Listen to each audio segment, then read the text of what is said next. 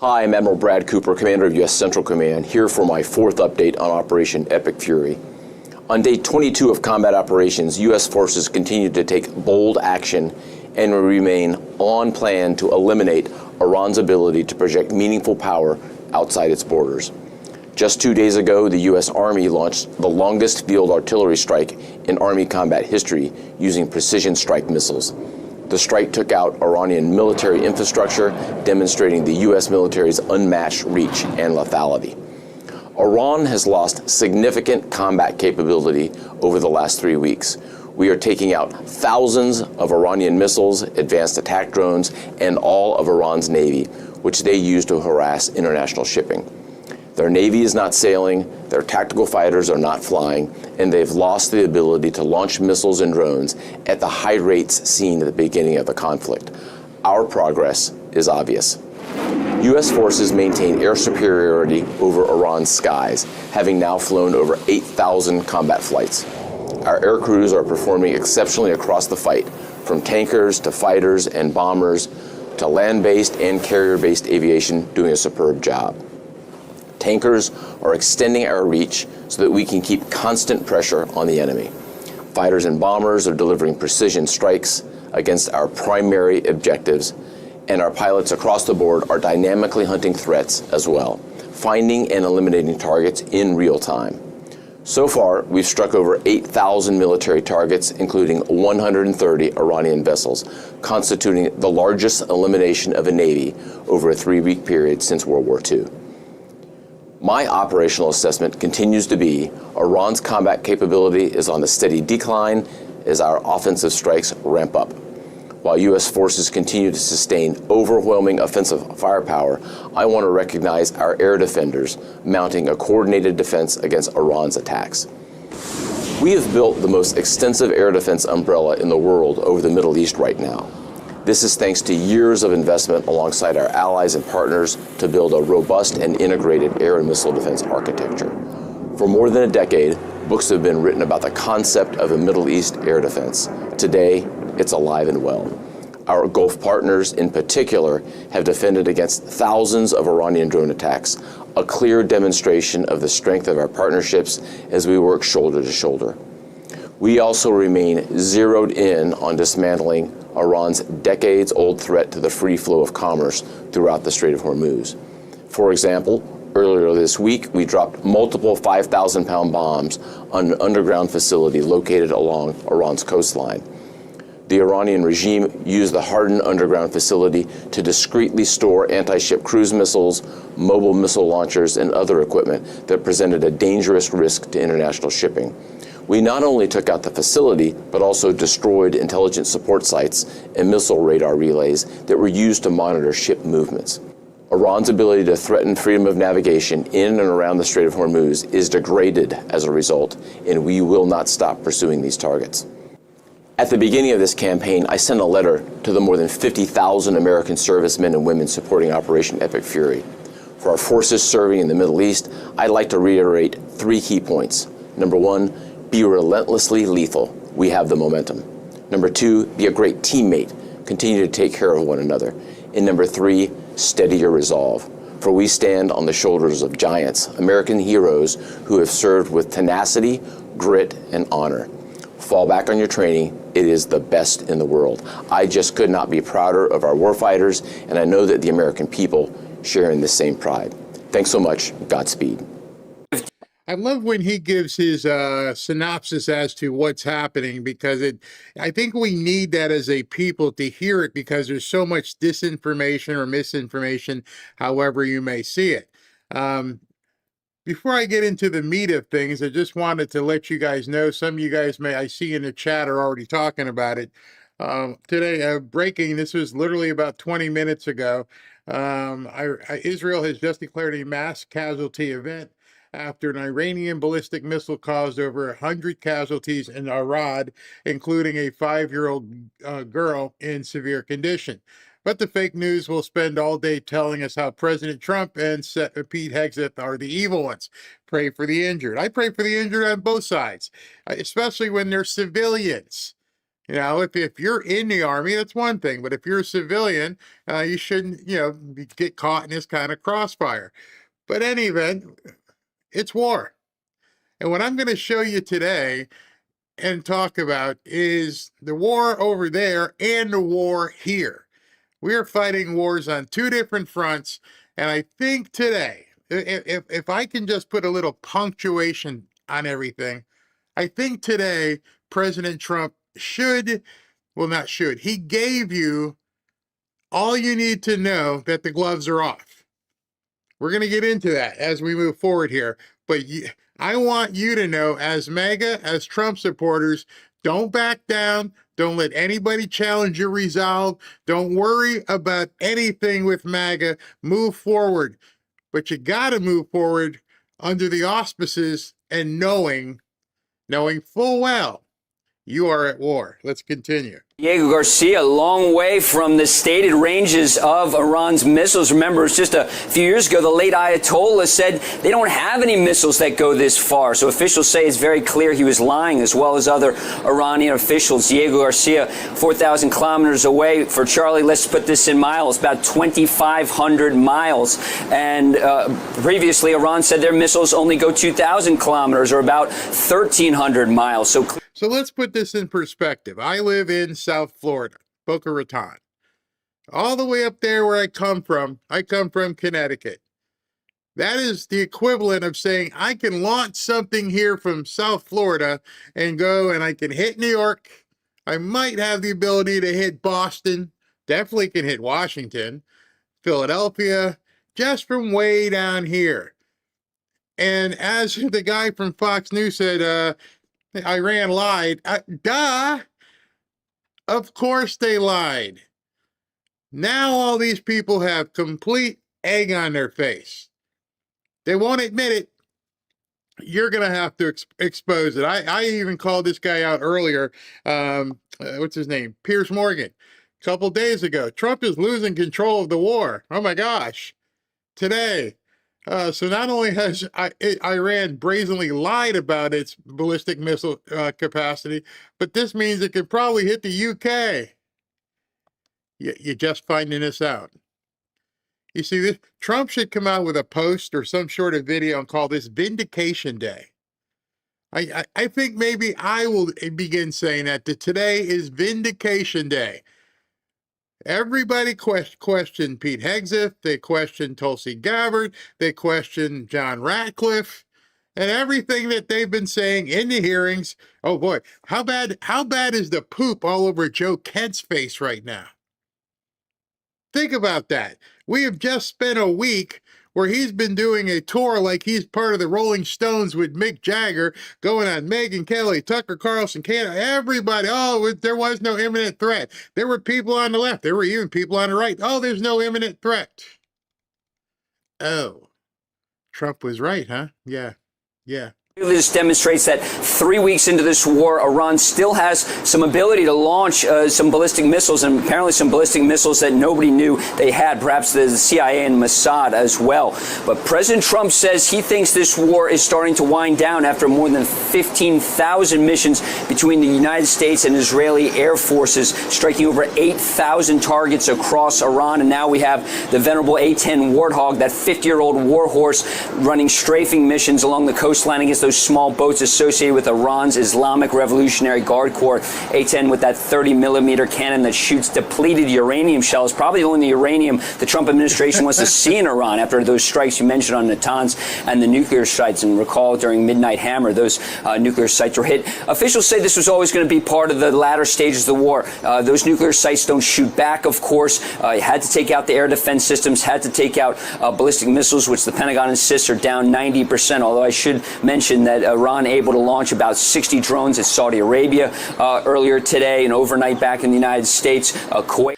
So with all this stuff in these different sites, I was going to play a song today, and then I was going to play another song, and I'm like, which song would be more appropriate? Maybe I'll play it tomorrow. Tomorrow might be too late. But in any event, I was going to play Enter Sandman by Metallica. And if you guys know that song from Metallica, Sleep with One Eye Open. See, there's a bunch of people in Iran right now who better be sleeping with one eye open, clutching your pillow tight. You see, they right now know they poked not just one bear, they poked a whole lot of bears. Now, it was interesting. Who was I talking today? Oh, I was talking to one of my tech guys. And he said, do you know what today is? And I said, today is like the official first day of spring. Well, it's a big holiday in the Islamist world. I'm like, I did not know that. I said I didn't check to verify, but you guys can check and verify because I did not know that. And he thinks, based on that all hell is going to break loose tomorrow. They didn't want to blow them to smithereens today on a holiday. You know, they might be with family, but overnight, tonight, today, whatever, we may see things, more things go boom, boom, boom. Because now, here's why. A lot of the Muslim countries, UAE, Saudi Arabia, Qatar, they're all in it now. Now, because of this one thing, they are now all in it. Yesterday's launch of an Iranian intermediate range ballistic missile on Diego Garcia means that Iran likely has IRBMs with a minimum range of 4,000 kilometers. All right, so you could convert that to miles, but it basically puts almost all of Europe, definitely the Middle East, all of them now at this point are wondering what's coming next. If that entire area can be hit by the Iranians, and they're desperate, they're in their basic agonal breathing at this point. They're going to get desperate. Who knows who they're going to try and hit? And so I think they better indeed be sleeping with one eye open, clutching their pillows tight. Because today, tonight, whenever it is, may be the end of certain parts of the entire country. They done messed up big time. Really big. Here, let me show you something else that happened a little while ago, so you can see this too. Kind of a foreshadowing. Saudi Arabia takes President Trump's side and has expelled the Iranian personnel from the embassy. They now have 24 hours to leave and have been declared persona non grata. Get out.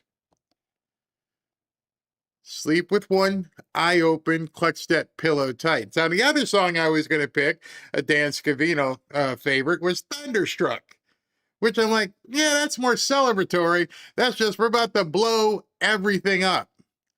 You're going to see the heavens open up and you're about to be thunderstruck, which I think both, maybe I should play both of those songs because that's what I believe is about to happen throughout Iran. And here in the Emirates, air defense systems were active. What the world has believed was the missile capabilities of Iran was really the medium range, and that was the 1,200 miles or roughly 2,500 kilometers that we believed, the whole world believed, and Iran publicly said they could do was in this radius here. That's what we've been operating on. The missiles launched, the intermediate range missiles that we did not know Iran had that capability. This wasn't just a target, Diego Garcia, in the Indian Ocean. It was a message that we can strike a much wider radius. And if you look here, there are European capitals in there. If you imagine that Iran could put a nuclear warhead that could fire into a European capital in a much wider range, that is now a different threat that we look at. And see, it's a different threat to you. It's a different threat to other people who were being ignorant. It's a different threat to those countries who are like, yeah, they can't touch us. Now, excuse me, now they just woke up and went, oh, no. Trump was right. Trump was right. You won't hear it from the people on the left, but they know it now. All the people who said there were no imminent threats. Oh, Trump was lying. He was making it up. He has no plan. There's no imminent threat. To me, it's almost as if Trump scripted this. How the hell did Iran, excuse me, how the hell did Iran just underscore and tell the world that Trump was right? You basically are taking a giant eraser to your country at this point. You just told the guy who's down here in Mar-a-Lago with Marco Rubio and whoever knows else is down here that he was right, and we screwed up. We really screwed up. Which also may get you to think maybe the leadership really isn't intact. Maybe it was some Yahoo who pushed the button. I can't think of any leader who would say, yeah, let's show the world, everybody in his own country hates him and he's never going to win the midterms. So let's show, right now that he was right. I can't see any adversary, if they thought they were winning, Trump's going to lose the war, just tell all those countries, yeah, he was right. When you consider, as Lucas was talking about, the ability to intercept these missiles, it's more difficult with something as large and powerful as an intermediate missile. And of course, the radius of which you would have to have interceptors to protect from, not just our own forces and Israel's forces in here, but also in European capitals, changes the equation. You think? You think it changes the equation? Not for Pete Hegseth, not for Donald Trump. They've been telling you, hey, it's imminent. I'm telling you, we've seen it. It's imminent. We've got no proof. What proof do you have? Evidence. What evidence do you have? Sir, what evidence? I'm your evidence. It's my job to have the evidence. It's my job to protect you. Now, just think to yourself right now, as bad as everything that's going, we're going to get to it with the TSA and all that crap. Imagine Americans being in Italy and Germany and France right now going, oh no, good luck. And that's not really a laughing matter, except for the fact that the Democrats, once again, are stuck. They are reaching their end game faster than the Iranians. They can't even get out from underneath themselves. They are making so many mistakes, so many visible mistakes. When you're looking at 90-10, 80-20 issues, hey, can boys play girls sports? No, we don't want that. Oh, we got to have that. You want to have voter ID? Oh, we hate that. How can you possibly be so obtuse? And now, as I had posted earlier, it seems like the Democrats are losing hourly. Every time something like this comes out, you have to wonder who they're going to run back to and talk to. Chucky? Pelosi? There's no excuse at this point.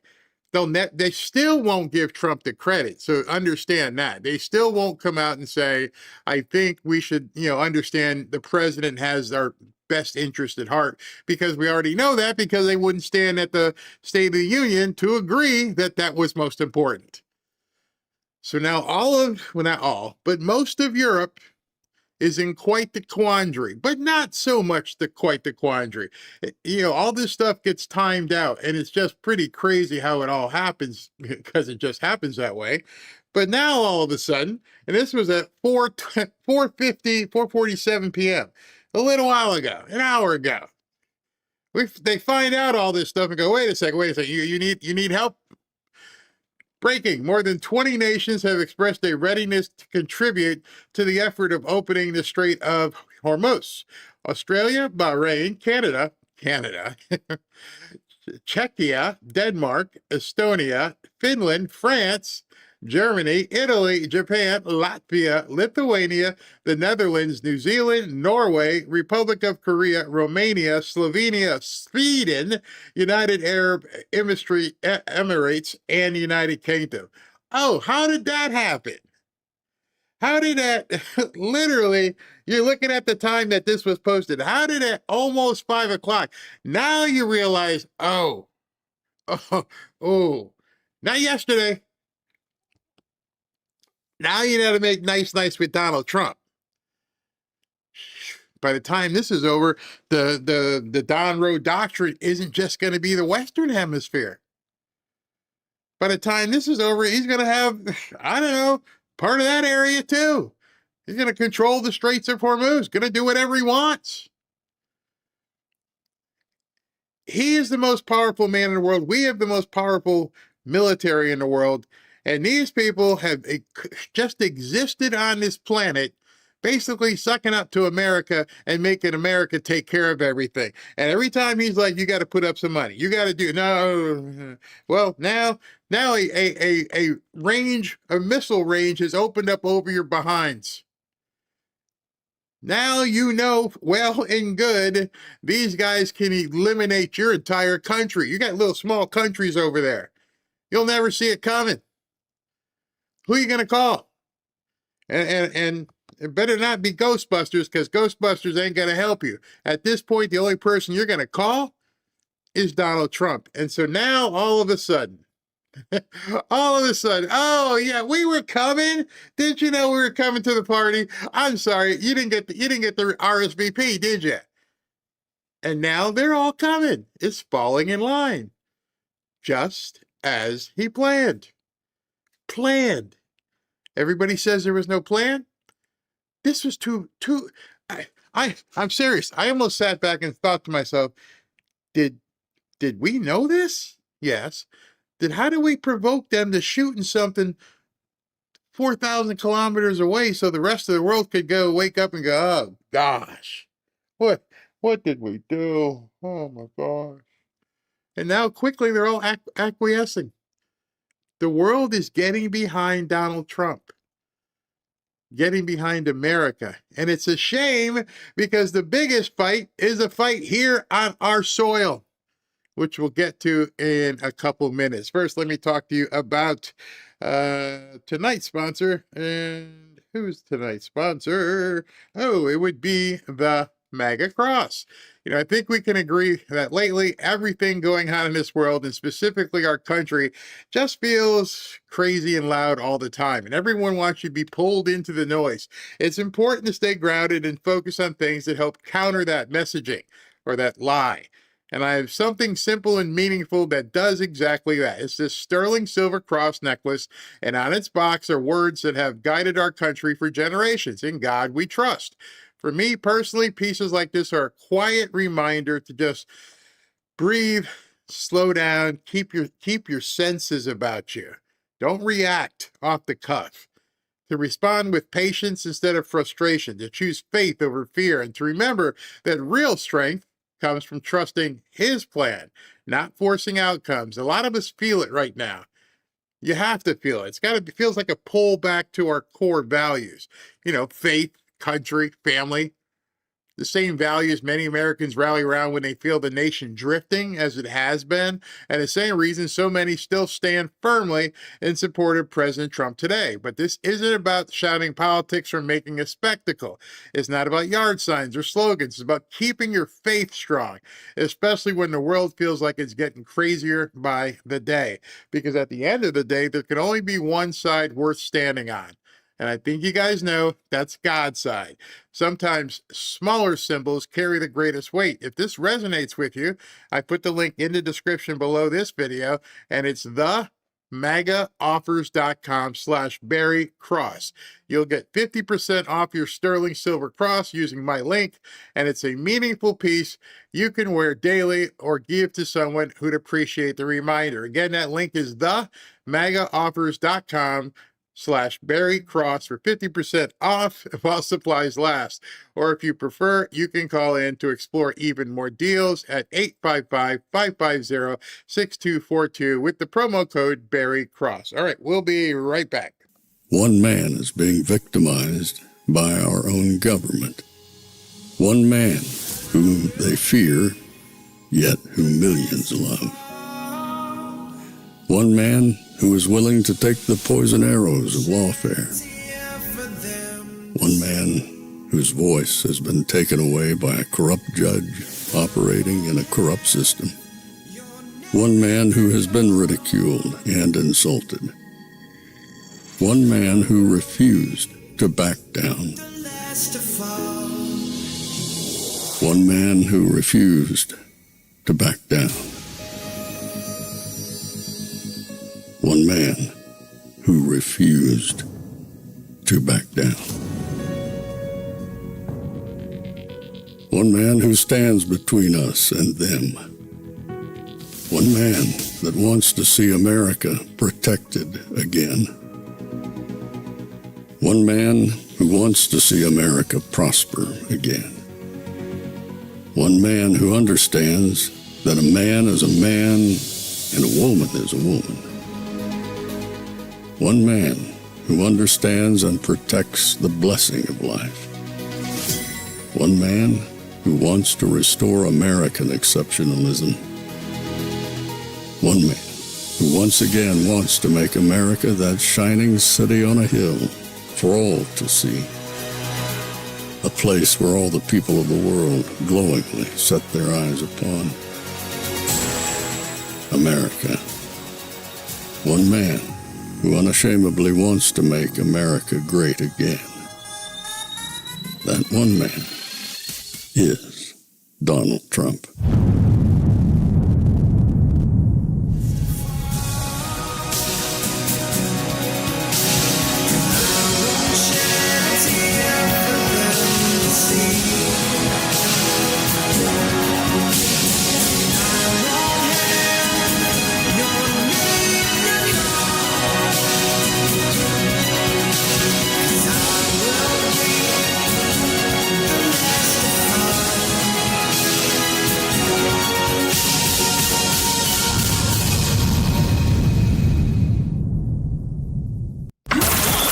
This is Fanfare with Barry Cunningham. It's not looking great, Megan, and all morning we've seen travelers come into the airport and their jaws literally drop in disbelief. We can tell you how busy the airport is. We can tell you how long these security lines are, but it's so hard to wrap your head around until you're actually here. There's also been some confusion this morning on where this line starts, so I'm going to show you. It is all the way back there. Again, travelers in disbelief that that is where the line starts. We're here at the check-in area where people drop their bags off. It's not being used as a check-in anymore. This is now the start of the security line, and we're going to pan and show you just how much this snakes through the airport. Again, this goes past the check-in area, past baggage claim, all the way to baggage claim number 4. That's when you'll then be ushered into the atrium. You will wait there in line again, and then finally you will reach the main security checkpoint where, again, those lines will snake, and they are moving, but they're moving slowly. And travelers we've spoken with are growing more frustrated, calling on Washington to pay TSA workers who have not received a paycheck since February 14th. I think the fact that they're not getting paid is horrible, and I really feel for them, and I appreciate the ones that are out here even though they're not getting paychecks. And I think the government needs to get its insert an acceptable word, but it needs to get it together and pay these people who are out here working. That is the sentiment that we've heard all morning and all day yesterday. If you watched our coverage from the airport yesterday, just as busy, just as bad. In fact, today might be slightly better, but that's not saying much. We're going to give you one more look here. Again, we are now in the baggage claim area, but this is only the very beginning of the line. Wait times now topping an hour, probably pushing closer to 2. If you have to travel this morning, I would try to arrive to the airport 3 to 4 hours before your scheduled flight. I had a caller on the show, the Clay and Buck show today, Charlie, that had an interesting idea. What if President Trump announced that ICE agents were now going to be supplementing TSA agents inside of all of the airports? The ICE agents are still being paid. How quickly would Democrats panic if he said, hey, we're going to put some ICE agents in line with the TSA, help to expedite everybody. And oh, by the way, if we think you might be an illegal when you're coming through to try to get on an airplane, we're going to go ahead and arrest you at the airport, too. I think that might solve things in a hurry. It was a great caller suggestion, but it also goes to let's let people actually do something normal, go through security and get on airplanes. Democrat, Republican, and Independent, I think it connects with everybody. I'm wondering if the person who called his show, if the guy's name was Ronald Lump. You see, Ronald Lump may have called into his show and said, you know what? What do you think about putting ICE in the TSA lines and let ICE do that? What's your name? Oh, my name, Ronald Lump. Oh, okay. All right. Well, thanks, Ronald. This sounds like a good idea. And then sit back and look at, Clay and Buck's comments and see how people thought. Far-fetched? I don't know, but that was like Wednesday or Thursday, and that's why I made it so it's black and white so you know it's older. Clay comes on television and says he got a call from some dude who said, why don't we put ICE in the TSA lines? And I'm thinking to myself, so could President Trump do it and call in as Ronald Lump or something? And use some sort of secret voice decoder. You know what? I just wish that they'd bring in the ICE and put them in the lines there. Because like I say, there are too many communications going on. There are too many nuggets and breadcrumbs for us to follow. And I'm like, what? You're telling me that somebody happened to call a national radio show a couple of days ago with the damn same thing that President Trump is talking about today? What a coincidence. You know how coincidences are, aren't you? Posting this on True Social, quote, if the radical left Democrats don't immediately sign an agreement to let our country, in particular our airports, be free and safe again, I will move our brilliant and patriotic ICE agents to the airports where they will do security like no one has ever seen before, including the immediate arrest of all illegal immigrants who have come into our country, with heavy emphasis on those from Somalia who have totally destroyed, with the approval of a corrupt governor, attorney general, and Congresswoman Ilhan Omar, the once great state of Minnesota. I look forward to seeing ICE in action at our airports. Make America great again. And that comes a few moments later. This morning, President Trump said he'd be putting ICE agents at airports for security. That is, of course, big if, Democrats don't come to some sort of a funding agreement for DHS. Now, this is wait times and frustrations are growing at airports all across the country as the DHS shutdown rages on. It has been a real mess for those of us who travel. All right. So when Fox News posts those stories about Trump, one of the things they don't do is they don't show the metadata. Metadata is date, time, all that kind of stuff. Because I think you need to see the metadata to understand what the heck is going on here. All right. So let me just take you through some of the metadata in that regard so you can really see how this man is telling the story, because he definitely tells a story. So this first post, which is the first one they were referencing, he posted at 11:34 this morning. I'll let you see the metadata on the bottom. There you see the metadata, 11:34. And as I just showed you, the radical left Democrats don't immediately sign an agreement. In particular, our airports be free and safe again. I will move our brilliant and patriotic ICE agents to the airport. Well, they will do security like no one has ever seen before, including the immediate arrest of all illegal immigrants who have come into our country, with heavy emphasis on those from Somalia who have totally destroyed, without the approval of the corrupt governor, attorney general, and Congressman Ilhan Omar, the once great state of Minnesota. I look forward to seeing ICE in action at our airports. Make America great again. So he launches that, as you can see, at 11:34.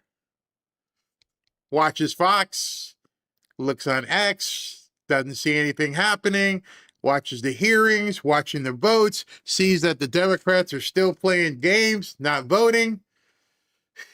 And I can almost see him just sitting there, just steaming. I'm like, do they not get it? Do these people not get what I'm saying?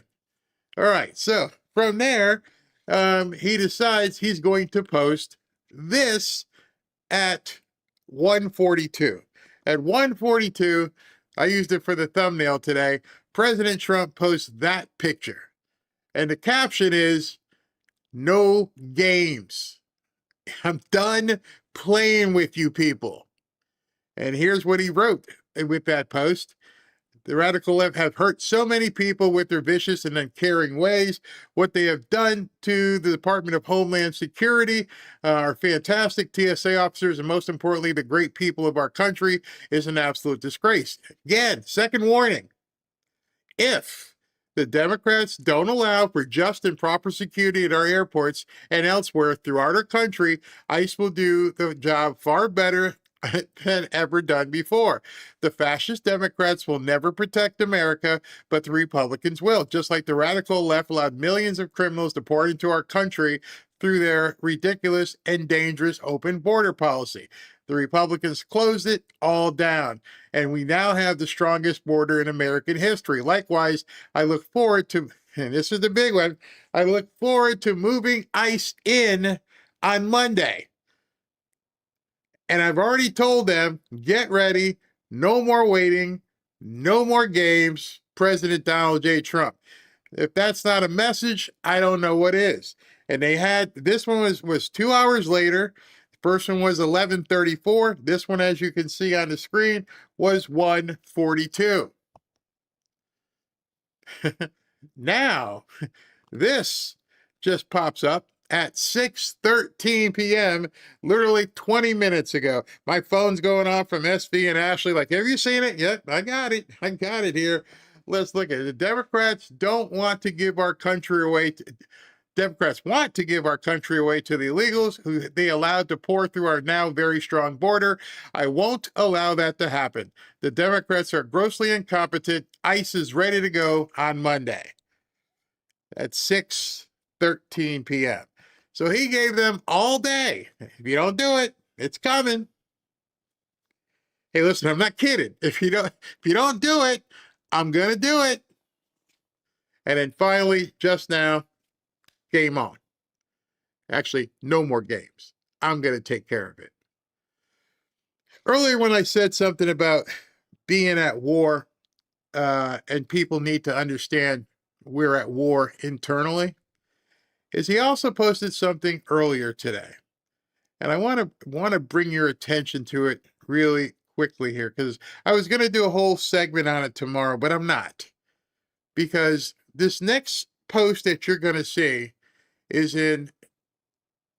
you can't look away from it without realizing the president is coming for these people. Robert Mueller just died. Good. I'm glad he's dead. He can no longer hurt innocent people. And you know, there's people clutching pearls all over Twitter. There's people on the right. Oh my God, I cannot believe he said that about a dead person.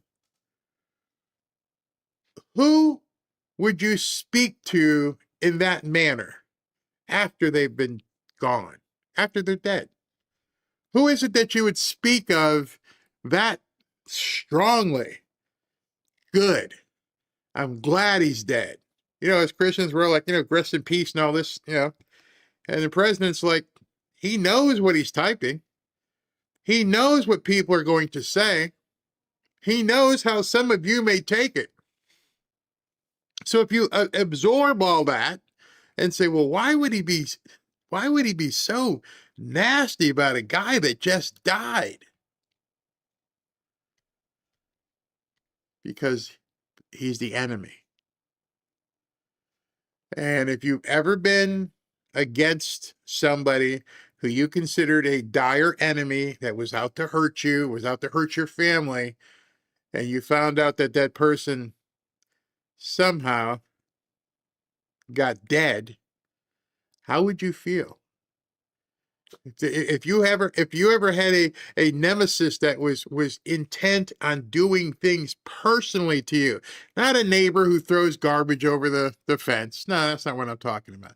Somebody who's trying to do everything they can possibly do to take your freedom and everything you worked for away from you because you want to hurt Americans. Notice he put that in there. He can no longer hurt innocent people. See, everybody's stuck on the first one. I'm glad he's dead. Well, keep reading. So he can't hurt innocent people. Again, like everybody didn't know that Iran could fire missiles 4,000 miles away. What does President Trump know about Robert Mueller that you don't? What does President Trump know about Robert Mueller that they never want to get out? What if Robert Mueller didn't die? What if he got dead? Because of all the things you've been seeing now, the subpoenas and the grand juries and James Comey and the two grand juries impaneled here in Florida, and people are, Tulsi's up in Fulton County, and there's all these investigations that nobody knows about. And all of a sudden, one of the guys who was running investigations against President Trump is no longer here. Convenient? Coincidence? You know how I feel about coincidence. And so President Trump knew this guy was an adversary that he was probably coming for. You're like, good. And so when you read something like this, don't recoil and go, wow, that was pretty nasty. Think about the message he is sending. The message he wants you to know. Wow, is it really that bad in Washington? Yeah, I'm glad he's dead. Next. Ever felt that way? Ever felt that you had a swarm of enemies that you had to take out that were coming to hurt you, your family, your wife, your kids, your businesses, your properties, all that kind of stuff? You ever think of that? See, nobody's thinking about that right now. Everybody is out there saying, well, that was pretty nasty what Donald Trump said. He shouldn't have said that. I want you to think it from that way, because he knows everything these people are going to say about him, yet he still put it out. Sir, if you put that out, people are going to take that the wrong way. They're going to think, I know what they're going to think. So if you look at it from that perspective, he knows exactly how you're going to take it. And he put it out anyway. So that tells you, look beyond what you just heard and understand, who would you talk to like that? An adversary, your opponent. So when I said we're in a civil war, that has probably been the closest thing I've seen to it, where somebody is like, somebody on the other side is dead. Good. I'm glad he's dead. Can't hurt any more people. Because that's what you say to an enemy. There was a sniper shooting at innocent people in a mall. If someone was going to drive a truck through a synagogue and he got dead, what does everybody say? Good. I'm glad he's dead. God rest your soul. You deal with it in the afterlife. But I'm glad you're dead, that you didn't get to hurt anybody else in that synagogue, anybody else in that mall. Well, Barry, that's kind of harsh. No, he said it. I'm just showing it to you. I know where he's coming from now. I think I knew it before. You just have to get to the point where you're done, as he said, I'm done playing with you people. That should just send chills up people's arms and down their back. I'm done playing with you. No more games. Then you realize at this point, MAGA is stronger than it's ever been, and you guys are being led, and I'm being led by somebody who's right now is taking no prisoners. Don't expect any mercy. But we're going to lose the midterms, right? Because we don't even know what's in store. In fact, this ICE stuff I'm going to tell you in a second, I think is a prelude to putting people at the polling sites. But first, he's got another post.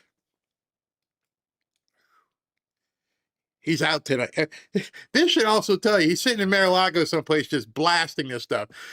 The United States has blown Iran off the map, and yet their lightweight analyst, David Sanger, says that I haven't met my own goals. Yes, I have, and weeks ahead of schedule. Their leadership is gone. Their Navy and Air Force are dead. Here, dead, just like the other guy. The other guy who's dead, and I'm happy he's dead. This guy's dead. Killing them all. Harsh. They have absolutely no defense, and they want to make a deal. I don't. We are weeks ahead of schedule, just like the incompetent election coverage. Oh, wait a second. Did he just tie killing Iranians to the election? Oh, interesting. Who is it? Who was involved in all the? Oh, Mueller. Oh, okay. The failing New York Times always gets it wrong. Sometimes when I say stuff, I know some people, I don't even have the chat open right now because I knew I was going to say this. I didn't want people to freak out. But when you look at it from the perspective of what he's gone through, forget the names, the Islamophobe, deplorable, basket of deplorables, Nazi, fascist, take shots at me in Butler, Pennsylvania, take shots at me outside of a golf course. I have to use double decoys when I drive around. Sometimes I fly in different planes. I've had people kick in my front door, go through my wife's underwear drawer. They tried to take my property. They tried to throw me in jail in multiple jurisdictions across the country. I'm glad he's dead. Harsh? Was it more harsh what they were trying to do to him? Was it more harsh than what they tried to do to his family, his friends? Take people's freedom just because they didn't want him president? Is it more harsh than what the life he has to live right now? You know, everyone thinks because he's rich and he's got Mar-a-Lago, he lives a cushy kind of life. The dude can't really go anywhere. There's people out there who want him, I don't know, dead. The Iranians wanted him, say it, dead. There are people in this country who want him dead.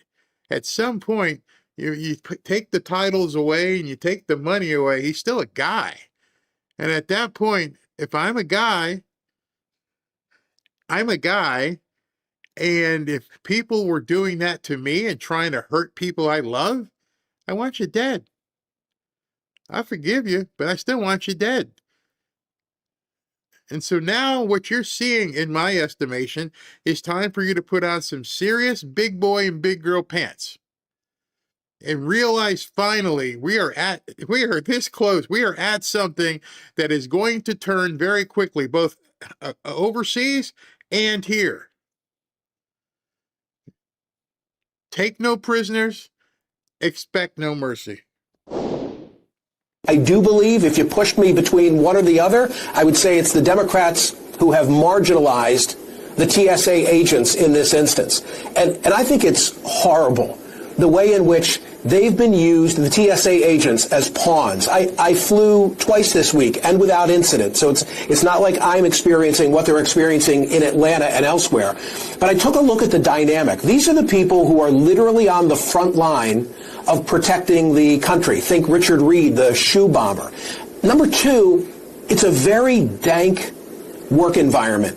Would you do that job? Would you stand there for hours on end? And in case you don't know, this guy's name is Michael Smerconish. He's on CNN. And as far as I know, this is the first CNN host to break ranks and go, it's the Democrats. Yeah, I got to call it like I see it. I get on airplanes all the time, as he says, and you guys screwed this one up big time. America knows you screwed it up big time. And President Trump, he ain't playing with him. And that would be your employment. And three, they don't do it for much money. My so-called intern, Eric X, had the best idea. There ought to be a bucket at the front of every line, right before you go through the conveyor belt. We all throw in a $5 and make sure that these people are covered and that they get to whack that up. Nobody would call in sick. Nobody. That would be such a great message for Washington, too. Like, you can keep screwing around. We, the American people, we're going to take care of these people. That's how it ought to end. And kudos to Elon Musk for being willing to write a check as well. I just think it's terrible and such a sign of our government dysfunction. ICE is funded. In case you're not sure what he's talking about, what do you mean Elon Musk is going to cut a check? Elon Musk posted this morning at 6:42 a.m. I would like to offer to pay the salaries of TSA personnel during this funding impasse that is negatively affecting the lives of so many Americans at airports throughout the country. I'll pay it. All the people who are running around, Bernie and everybody else, were like millionaires and billionaires. We got to do something about them. Quiet right now. Hey, this billionaire, trillionaire guy says, I'll pay all their salaries. Do you realize the Democrats are against that? I saw so many posts today where it's illegal for a private citizen to pay government employees. It's illegal for a private citizen to give the money to pay TSA, which would probably cost tens of billions of dollars. But you got no problem taking it from him. Our government is so screwed up, they would rather take more taxes from him than him decide he wants to cut a check to pay TSA. Like I said, the Democrats today exposed themselves like they haven't exposed themselves in any way in a long time. And I meant it when I say it's almost hourly. Instead of being open arms, thank you, Elon. Thank you for coming to the rescue of our ineptitude. No, you can't do that. You know, the code says you can't do this. But you would take it from a tax purpose, right? So that then you can do whatever you want. Give it to Somalians. But I'm here telling you I will pay, write a check, and all these people can have their back pay now. They don't want that. You see, because they want Americans to hurt. And more Democrats, because I saw something with Benny Johnson today. I've seen some other people walking through the airport. They're like, you mean we can get paid like today? You get paid now. Your bank account can get flush. They won't allow it. And they're running for cover, trying to get away from it and saying, we'll fund it right now. We'll fund it TSA, but it's ICE we don't like. It's that part. Through the big tax bill for a while. So you're not affecting them with this, as you know. Yes, they may be refusing your deal on the table, but you started this. But for what the Democrats did, there is no shutdown. Right. If we had simply funded everything exactly the way the Republicans wanted to, if we had given them their votes without having any say whatsoever in how it was funded, if we simply acted like we didn't exist and that our votes were irrelevant. What you're hearing, and this guy getting high on his own supply, has put party above constituents. Just went on television and said, we want it this way. Do you just want us to acquiesce? No, it's not MAGA. It's not Trump. It's the people who voted for you.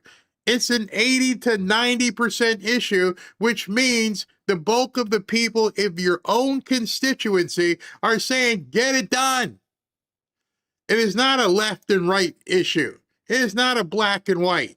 These are your voters. These are the people who put you in Washington, and you're asking like, I can, my principles say don't do it.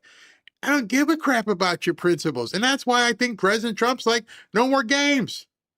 You're no longer are acting in the best interest of the American people. He proved it. Well, he said it in the State of the Union, and you're proving it every day. These poor people don't have any paychecks. And it's an 80, 20, 90, 10 issue, so there's no reason why you shouldn't say, you're right. It's not a Republican bill. It's a bill for the people. And did what they wanted to do and just basically voted like Republicans, sure. But we do have a responsibility to stand up for issues. And I agree with you, by the way. No, you don't have a responsibility to stand up for your issues. Show me where you got elected, where it says, I've got a responsibility to make sure I stand up for what I believe. I'm pretty sure every single person who pulled the lever for you is saying, I need you to represent me. The Democrats have lost the plot. The Democrats think what's important to them and their donors and whoever else, that's what's important, not the people back home. He's saying it on television. Even Chris Cuomo is just staring. He's like, this guy's cooking his goose. This guy's act. That part of the responsibility of that is to try to not do harm, and it's hard as you negotiate your way through that. But again, that's why we came up with this option. And let me also say, I do think this needs to be resolved. I do. I think the urgency is growing. I think we may have to. It's more dangerous now. We're in a war with a country that wants us dead. Yeah, it's a little bit more dangerous. I almost feel like Chris is trying to telegraph to him, blink, blink, see what I'm doing? Like, dude, you are jumping into the deep end of a pool, and you don't even have like some water wingies or anything. You're toast.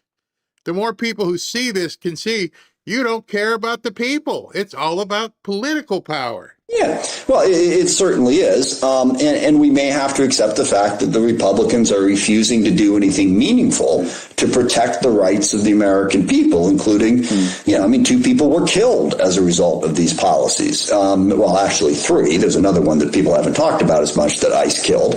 And a number. You see, they just obfuscate. That's a pretty word for lie. Anybody who knows right now, the woman tried to run at him in a car. Pop, pop. He got killed. They leave all this stuff out.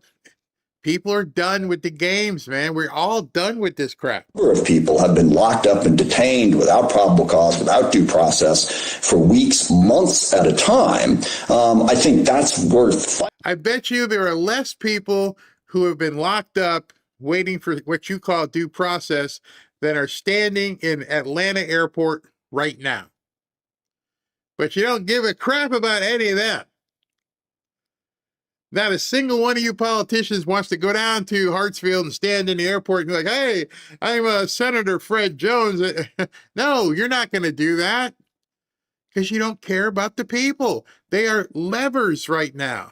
You're trying to pull as many levers as you possibly can in this war that you've decided to wage against Americans. Fighting for and worth drawing attention to. And over again, and our colleagues on the other side have blocked it. My colleague yields for a question. Sure. This is the only vote available to us because you have filled the tree and not allowed an amendment like this here. Would the senator be willing to put this amendment to pay TSA immediately on the tree? I don't know what he's talking about. I don't know. Mr. President, this is not an appropriations bill. The legislation we are on right now, which has to do with whether or not citizens, and only citizens, ought to be able to vote in American elections, has nothing to do with funding the government. We have had countless votes and countless appropriations bills brought in front of this institution, the United States Senate, that actually would fund TSA. And we want to fund TSA, let's get to work doing it. And if that group that's meeting can't come up with a solution here pretty quickly, things are going to get worse and worse and worse, and they already are. No, including you, John Thune, who doesn't want to break the filibuster. If things don't get in agreement real soon, somebody's going to take care of it. And that somebody is sitting right up the street in Mar-a-Lago right now, and he's giving you guys enough instructions. And this last one is somebody, ICE might show up. Well, I'm talking about giving ICE. When you look out your window and you see all kinds of trucks mobilized and heading to different airports, it's already in gear. It's going to happen. And so the Republicans, people like John Thune, hey, enough with the games. That's what President Trump posted. No more games. You guys aren't getting anything done. You're doing all this kind of pointing at the other person. Get it done. At airports, anybody who's gone through an airport lately, they don't see what's happening here as serene. They see this as a convoluted mess, and that's what's happening across the country if we don't fund the government, DHS, including TSA. We're all for it. We've tried repeatedly to do it. This has nothing to do with funding TSA. This is a ploy. Nothing more, nothing less, nothing else. A ploy. He's blaming it on Chuck Schumer. So I'm going to ask you a question as an adult tax-paying adult. What if the ploy was both sides? What if their ploy was to try and force the Republicans into separating ICE and TSA so they could get their way? What if the ploy on John Thune's side is he's under the direction, per se, of President Trump and Stephen Miller and people of that nature? Because the longer this goes on, the more Americans are exposed, the more danger America is in. The president is responsible for making sure the country is protected. So because the Republicans can't break or bust the filibuster for whatever reason, and it's just going to stay in this stalemate and nobody's ever going to come to the middle, well, it's going to require somebody to make sure that the people who are stuck in the middle, the Americans, are protected. We can't leave our pants down. Well, you two guys sit there and stand on podiums and argue. Don't we need to, close the gap? Protect the people in the airport? Of course. And this is where you're going to have to project and start thinking outside of that box in terms of where this may be going. SV sent me something from one of the guys I follow, Clandestine. I want you to read this. People are seeing it. Trump just confirmed that whatever he is doing with ICE at the airports is somehow related to the Dems' plot to give our country to the illegals. What if elections were as secure as an airport? What if real ID was voter ID? What if ICE handled security for both? I see a path. And he includes President Trump's last post about wanting to give our, because even I saw this and went, well, okay, I can see what he's getting ready to do here. Do you see it? Because ICE is basically law enforcement. Is there any rule that says certain law enforcement can't be deployed here or there? And so I didn't know they had that many ICE agents. But what it'll do also, one, is going to get the Democrats running right to court. Count on it. Right now, Tuesday, Wednesday, as soon as he does it, they'll be in court. And we're getting closer to that impasse that has to be broken. And we're getting close to the dangerous part of this happening.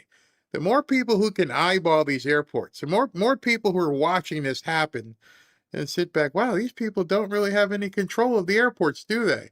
Some bad things could happen there. You can't let that happen. And I can't believe that the Democrats don't see that. So I got one more piece here, and I'm going to go to SV. Well, we know why they don't want it, Sean, is because they want to cheat. That is the bottom of this whole entire thing. When you have overwhelming supermajorities of all races, all political parties, all ages, all demographics, all political ideologies of the voting public who want voter ID, who want proof of citizenship, but you have the elected Democrat Party, the Democrat officials in the House, in the Senate, at the state level, fighting with every ounce of strength they have to block voter ID, to block proof of citizenship. There is one and only one reason, and that is to enable cheating. Here's something, Sean, that your audience may not know. At the beginning of this administration, we asked every state, red and blue, to share with us their voter rolls so that we could scrub it against the DHS file of illegal aliens to remove illegal aliens from their voter rolls. Every blue state refused. California refused. Minnesota refused. New York refused. In fact, they sued us to stop us from removing illegal aliens from the voter rolls, removing non-citizens from the voter rolls. But that's not just the only thing. They don't want to get dead people off the rolls. They don't want to get felons off the rolls. They don't want to get out-of-state voters off the rolls. They don't want to get double and triple voters out of the count because they want the fraud. This is the most important issue, Sean, because the Biden administration brought 20 million illegal aliens into this country, and this is the way, the only way, to keep them from participating in our sacred democratic process. Anybody doubt that Stephen Miller, as quiet as he's been behind the scenes, isn't part of talking and advising and counseling President Trump on where we're going to go with this? Anybody think that he hasn't sat in one of these meetings and said, okay, here's what we're going to roll out next. Me and my boys have already done all the homework. We got all the legal stuff out. You do have the authority to put ICE in to the airports. What do you think happens if ICE, or should I say when ICE goes into the airports? What do you think happens right there? Two things. Well, actually, probably three. One, they make sure that people getting on airplanes have the right documentation, that they're actually, safe to get on an airplane. Number two, which may be just as big, they have the ability at this point to check anybody coming into the country, getting off of an airplane, getting the manifest of who's traveling, who's this person, who's this person flying in. By the time that flight lands, they've already scanned it, understand who the person is. You see, if the Democrats didn't want to play ball and give everybody the records and everything, they already have the records at this point. Now they just need to match the names with certain people. And so, yeah, it checks people going out, but it also checks people coming in. Any of you who have flown abroad and then have come back into the country, you have to go through what? Customs. You seeing this parallel? Light bulbs going off? Oh, you're thinking right now, as many planes fly out of Atlanta, you got that many planes coming into Atlanta. What if we set up our incoming transit just like we do if you're coming from Italy? Everything becomes an ICE checkpoint. Now whatever you've done, you've gone overseas, you're doing whatever you're doing, you come back, you're used to getting checked by customs normally. Now, what happens if everybody out and in is getting checked?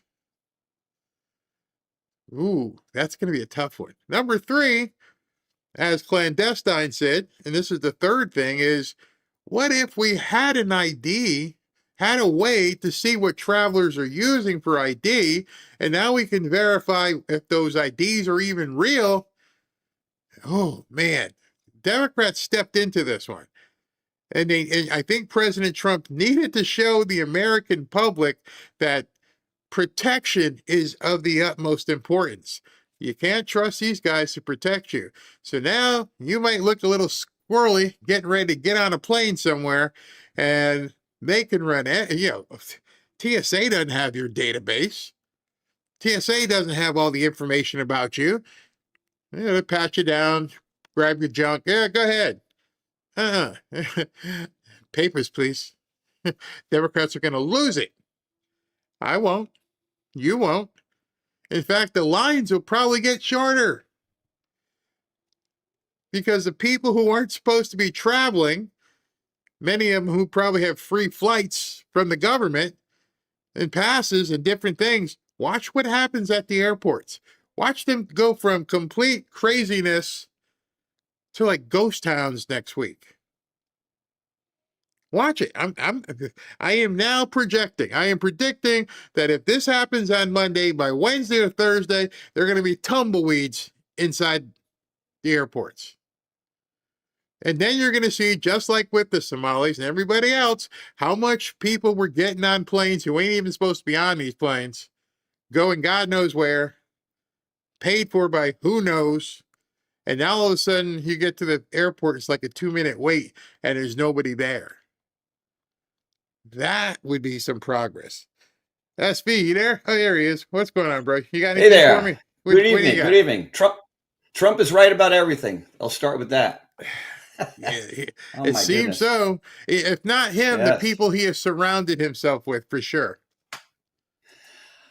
I don't know. There's never a dull moment. I'm seeing so many weird stories. The one I'm covering right now is Senator Mike Lee.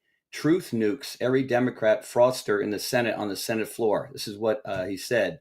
No, Senator from Rhode Island, don't talk to me about the fact that we don't need Save America because all we have to do is enforce the law.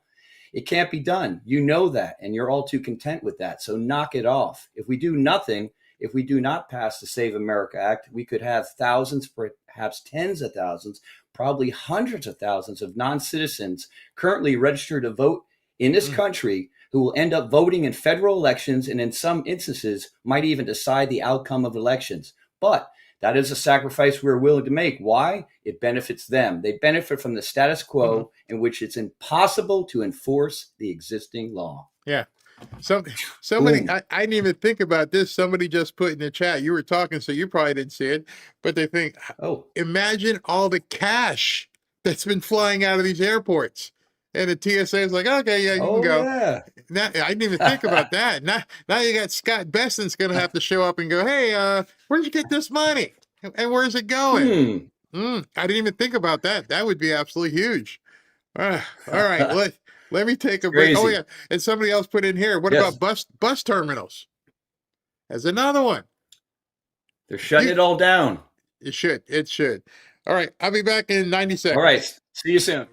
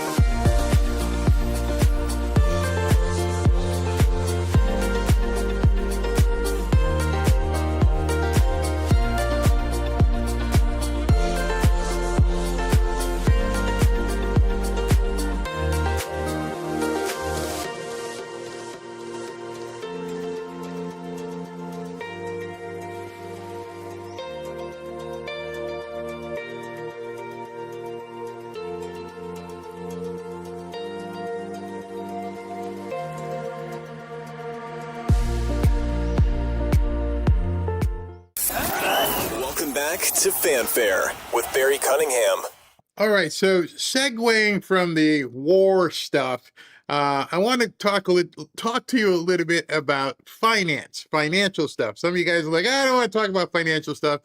Let them go. If they need to leave, that's fine, because this is really important, especially since today's Saturday and some of the markets are closed. Looking forward ahead to Monday. You just heard earlier that 22 different European and Middle Eastern countries are going to work with President Trump and to secure the Straits of Hormuz. That happens. What do you think happens on Monday? Just pretty simple. Fill in the blanks. If the Straits of Hormuz are opened and we do that, then what happens? By now, if you watch my show, you pretty much know. This got posted earlier about noon today. Excuse me. Scott Bessent authorized the sale of 140 million barrels of Iranian oil. But this is the part people weren't putting together. It's worth up to $15 billion. Gas prices should drop. I say should drop globally. Iran gets nothing. They get not a dime of that. We confiscated 140 million barrels of oil. The funds are frozen until a new Iranian government exists. This is what winning looks like. And so here's a picture of Scott Bessent. Bessent unlocks 140 million barrels of Iranian oil to crush gas prices and starve the regime. Treasury Secretary Scott Bessent issued a waiver authorizing the sale of that 140 million barrels of stranded Iranian oil worth $14 to $15 billion, a move designed to flood global markets with oil and drive down gas prices. Iran cannot touch a single dollar. The U.S.-controlled financial restrictions lock the funds in escrow for the next Iranian government. All right, so now you know at 7:15 on Saturday that all this oil is about to flood everywhere. I don't think it's coming here. It's just going to drive down the natural, overpricing that they're doing. And then you're going to see more than likely by Wednesday, Thursday, a precipitous drop in oil prices, which is then going to do what? Boys and girls at home? Yeah. Watch what happens to the stock market. Watch what they start trying to do. You know, I'm not saying jump in right away, but you're going to see some crazy stuff happen. Listen to what Maria Bartiromo had to say. Check the price of oil this morning. Oil prices right now are higher by a fraction. The price of Brent crude, off of the highs of the morning, by the way, up about 0.5% at 109.25. Crude oil is up 1/3%, sitting at a level of 96.47 right now. As Iran keeps up strikes across the Gulf, Israel agreeing to the U.S.'s request to stop any striking on Iran's key gas field, as Qatar said that 17% of its LNG exports of its capacity was damaged. Meanwhile, Treasury Secretary Scott Bessent told me yesterday, breaking news, the U.S. could unsanction Iranian oil that is currently sitting on tankers on the water, that to help ease prices at the pump. Watch this. There was 130 million barrels of floating storage. In the coming days, we may unsanction the Iranian oil that's on the water. It's about 140 million barrels. That's 10 days to 2 weeks of supply that the Iranians had been pushing out. That would have all gone to China. In essence, we will be using the Iranian barrels against the Iranians to keep the price down for the next 10 or 14 days as we continue this campaign. So we have lots of levers. Okay, so I showed you this last Thursday. I showed you this specific talk or interview that he did with Maria Bartiromo. And I was steadily taking notes because I'm like, when is he going to release it? When's it going to happen? When are they taking their hands off and go selling? And I mentioned, like, Eddie Money and Dan Aykroyd and Trading Places. The crop report just got lifted. We're going to get out there and put 140 million barrels of oil into the market all simultaneously. Remember, these ships have been stuck over there, and so they've just been sitting there. And now all of a sudden, 140 million plus barrels is going to hit. It's going to go. What do you think when, I don't know, supply and demand sophomore year in high school, where we start seeing the supply go up, prices invariably have to go down. And he's also forcing the Democrats' hands. U.S. could unilaterally do another SPR release to keep the price down. President Trump, meanwhile, securing support from allies this week. 5 European countries, along with Japan, said that they are ready to help secure the Strait of Hormuz. What she's saying, she said this was yesterday at like 10 o'clock. There were only 5. And here we are at 7 o'clock, 1 day later, and it's up to 22. As V said, Trump knows everything. He knew this was going to happen, and the lady from Japan is sending her ships over too. Going in a joint statement to intervene against Iran and ensure safe passage through that critical waterway. This after the president met with Japanese Prime Minister Sanae Takaichi yesterday at the White House. Joining me right now to talk more about all of that is U.S. Energy Secretary Christopher Wright. Mr. Secretary, it's good to see you this morning. Thanks so much for being here. Thanks for having me, Maria. And I want to go back to what the Treasury Secretary told me yesterday, Scott Bessent, telling us that the U.S. in the coming days may unsanction that oil sitting on the water. If that Iranian oil is unsanctioned, how many barrels would hit the market, and what would be the timeline on that? Can you give us a sense of how long that would take in terms of the oil hitting the market, how fast it would take?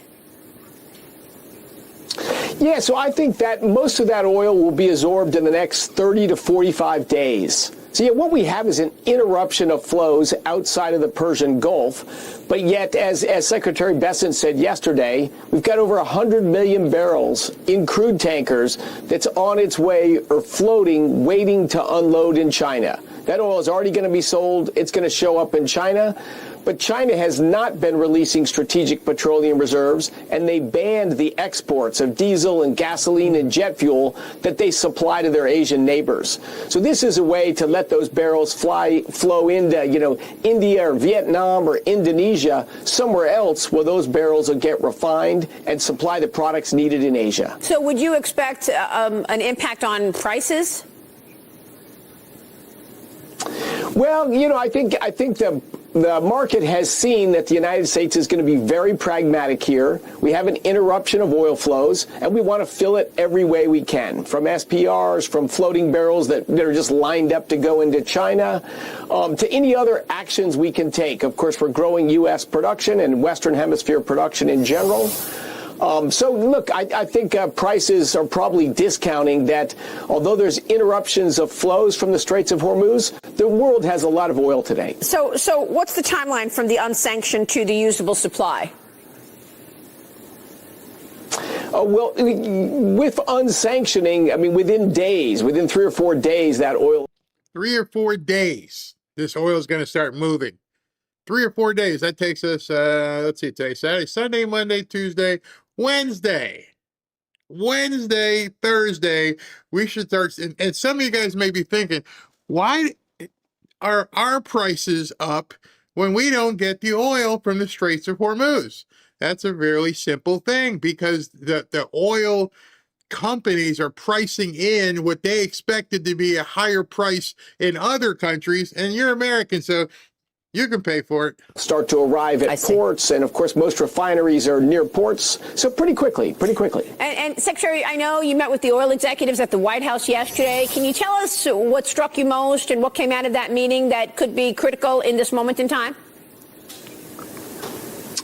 Yeah, well, look, what's great about those executives is over the last, 10 years from the first Trump term and through the Biden years, despite the withering attacks, they've grown American production of oil, American production of natural gas, American production of liquid petroleum gas, kind of in between the two. That's also a critical global commodity. They've built infrastructure, got hard to build infrastructure during the Biden administration. So they're very passionate to be able to build the pipelines needed so states like New England and California can also get the low priced energy that the rest of our country has. So they're ready to invest. They're ready to lean in. They just need, again, the government to get out of their way. Yeah. Those that operate overseas, of course, have concerns. If you're in the Middle East, you're concerned about your assets. Sure, because the security of the Strait of Hormuz has been front and center here. But you make a great point. The executives and the industry in general wants the government out of the way, and they were handcuffed during the Biden administration. President Trump has prioritized deregulation. He even put some of that in the big, beautiful bill. I know, but there are other things regarding permitting that people in the industry say needs to be codified. What do you want to see in terms of Congress's role here, in terms of codifying some of those things with regard to permitting, so that, in fact, the government can get out of the way? So this stuff here is kind of dry. But why it's important, and she's talking about it, and I'm talking about it now, is because in order to codify one of President Trump's executive orders and what he's doing, the Democrats have to come to the table. And it's just one more thing that they are not allowing to happen. They don't, if you think the ID stuff is bad, they don't want you to have cheaper gas. They don't want us to increase production. And so they're slowing down the permitting process, and none of the media talks about this. If you don't hear it yourself, or somebody like me, you don't even know how bad they're suppressing the growth in this country. So when you're watching the stock market and certain things, understanding the levers that everybody is trying to pull to stop Trump. And what they don't realize, by stopping Trump, they're hurting you, which goes back to what President Trump said about Mueller. He's tired of people hurting Americans. They think they're getting Trump. They think it's going to stop them. They're playing all political. It's going to hurt them in the midterms. Meanwhile, people can't fly. People can't do anything. People are paying higher at gas. They don't care. And so I'm not saying you wouldn't know, but people don't know, on the most part, that they're fighting everything, not even permitting and ease of permitting to get the gas lower. In fact, Gavin Newsom is suing because they're pumping gas out of California. Yeah, we'd love to get a permitting reform bill through Congress. You know, since look, that's not a reconciliation bill.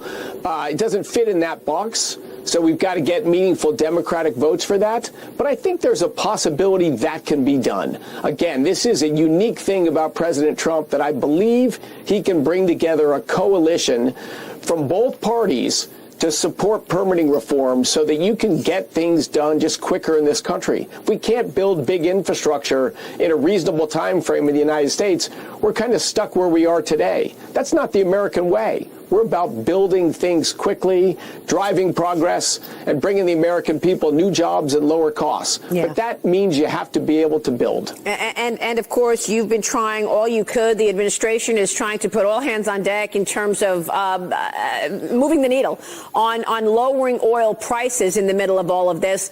And to that end, I'm going to show you something you probably didn't hear today. In fact, I'm looking at like the Chris Wright put this out, but it was this is the kind. Whoa, what just happened? Am I still on? The lights went off. Okay, that was weird. How did it get dark in here all of a sudden? All right, whatever. All right, everything's okay.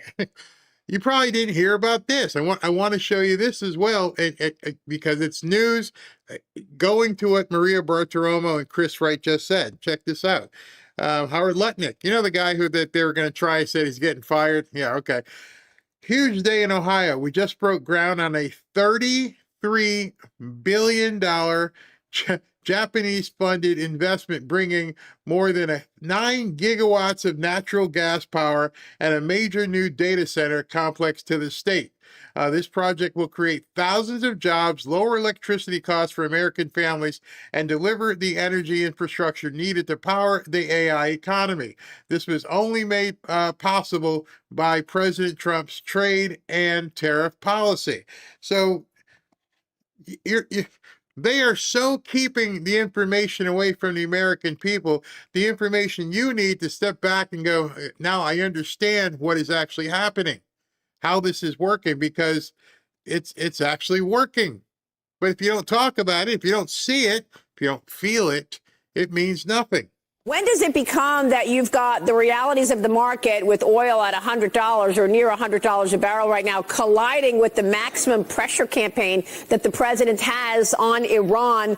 Some people are saying, look, how do you justify Iran monetizing oil during this conflict? Yeah, well, this is a very short-term period. That oil was going to be monetized anyway. Again, it was just waiting in a line to unload in China. So that oil would have been monetized other ways. But the action against Iran right now is to just pummel their military capabilities. For 47 years, they've terrorized their neighbors. They've had multiple attempts to block the flow of oil through the Straits of Hormuz before. They have been a geopolitical influence that has driven up the price of energy through my entire adult life. And we just did not want to kick that can down the road to one more administration, because Iran spends almost all its oil and gas money on armaments, conventional armaments surrounding a nuclear program. Like, you cannot have a nuclear-armed Iran. They would be able to put pressure whenever they want, wherever they want, if they had nuclear weapons and a massive nuclear arsenal. So this president has had the bold leadership, and our military every day, every hour of every day, is degrading their ability to terrorize their neighbors, threaten Americans, and the infrastructure to build the next round of armaments. This is it's a rough conflict to go through, but it is very, very necessary.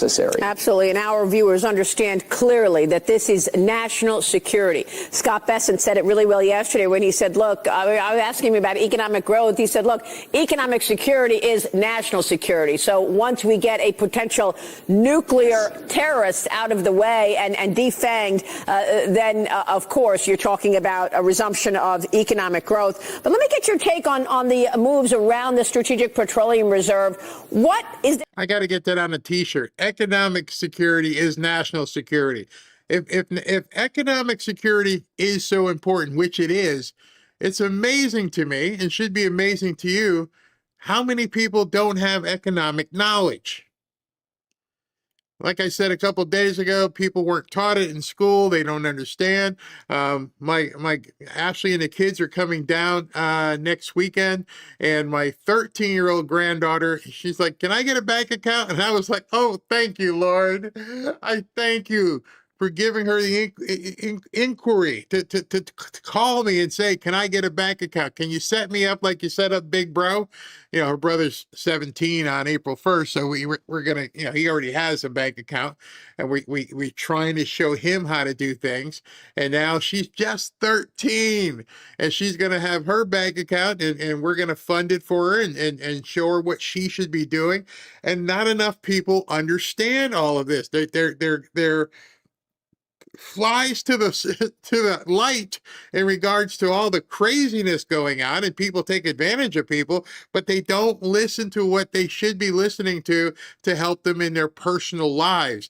Economic security equals national security. Economic security also is life security, to where you become agnostic to this insanity that the Democrats are doing. Imagine everything they're doing not affecting you whatsoever. And so when she says that, and when Scott Besson said it, I was like, you got to get a t-shirt. Economic security is national security. Is there a level out there that would move your hand in terms of releasing more oil from the SPR? And how would you assess or characterize the SPR levels today versus historical norms? Yeah, look, unfortunately, the Biden administration took 200 to 300 million barrels out of our strategic petroleum reserves to try to help themselves in the midterm elections in 2022. Certainly the most egregious misuse of what the SPR is for. But we have announced, and again, it's not just the United States, with over 30 nations of the world, we announced coordinated releases and to flow oil into the market to displace some of the barrels not coming out of the Straits of Hormuz.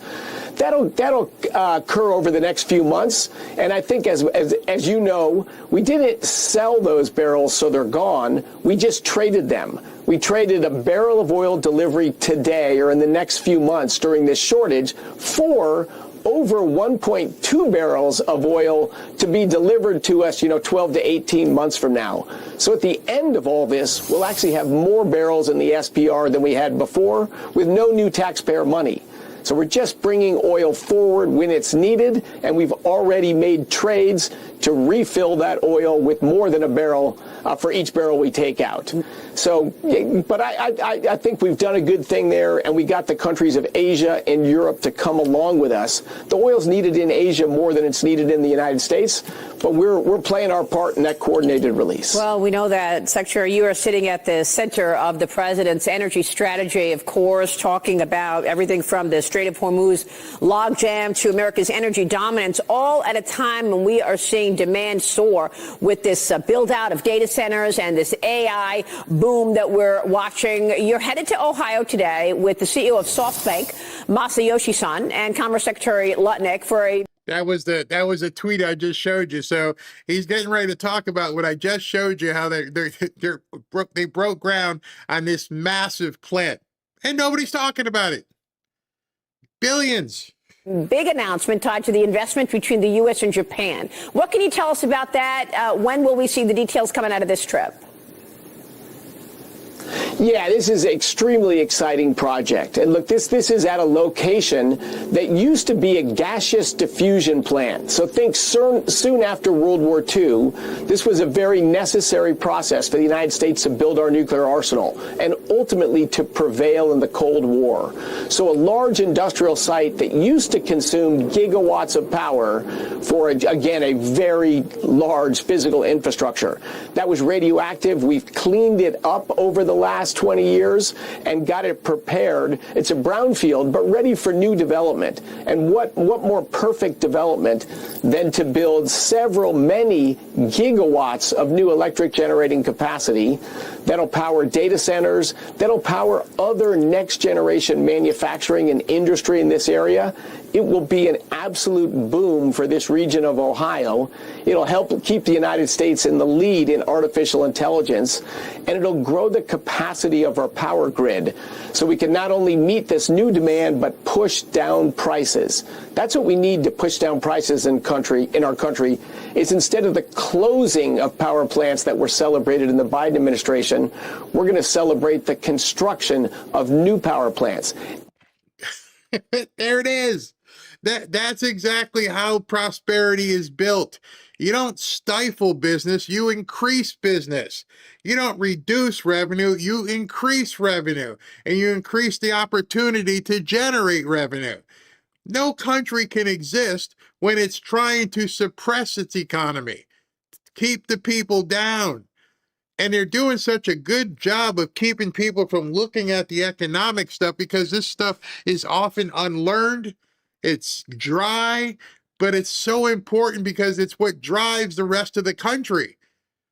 And so when you hear him say, I'm going to tell you something in a second. And these power plants are powered by natural gas, which is the superpower of American energy. The price of pipeline-delivered natural gas in our country, our largest source of electricity, our largest source of home heating, has been completely unimpacted by what's going on in the Middle East. That's part of the magic of American natural gas. And I guess also the magic of all hands on deck when it comes to energy, whether it's LNG, obviously oil and obviously gas, but also nuclear, which is something that you've talked about a lot. We'll build nuclear plants at this site as well. So this will be a massive energy campus. We will break ground, eminently on the natural gas plants, but it's also a perfect site for us to build a few nuclear power plants that'll continue to grow the power. He said a few, not one, a few. What he doesn't say is when I interviewed him in Washington, D.C., I'm going to dial it back. I know there's been all this stuff with bombs dropping and anything, so you may have forgot it, maybe didn't see it. Do you remember seeing him get on a big jet with portable nuclear power plants? So when I was talking to him up in Washington, and he's like, yeah, I'm the guy who put that together. I was like, whoa, are you really going to be able to deliver nuclear power plants, to different locations? Yeah, we're going to just bring them in. We figure out how to do it. I'm like, you remember the first microwaves and how they look like houses? And now the microwave in your house just is about this big. Well, that's what they've done with nuclear power plants. They can fit them in the back of an airplane. That region and help launch that American nuclear renaissance. So I couldn't be more excited. My fellow Secretary Howard Lutnick did a tremendous job in negotiating a trade deal with Japan that brought wins for Japan and wins for the United States. And those huge wins for the United States include this money, these investments from Japan to make American infrastructure better. Japanese contractors and their companies will be involved in the products supplied as well. So it's a great partnership. Unfortunately, my other key energy partner, Secretary Doug Burgum, at the last minute is not able to make the event today, but he's been a huge enabler of building energy infrastructure in this country and getting the governors across the country to realize the way to make the lives better for their states is to stop the crazy climate alarmism of the past. Just bring common sense. If you bring more energy and more infrastructure to your state, you'll lower the costs for your citizens and you'll increase their job opportunities and help push their wages up. Understood. I think that's a common sense agenda that we can get everyone around. So is the U.S. currently producing at maximum capacity, or are there certain policies still holding it back? What holds us back in producing energy in the United States is pipelines and infrastructure. Now, everything with our pipelines is stuff that the environmentalists said the gray squiggly owl was going to get displaced. You know the pipeline issues that the Democrats have stopped. They have stopped the progress of energy.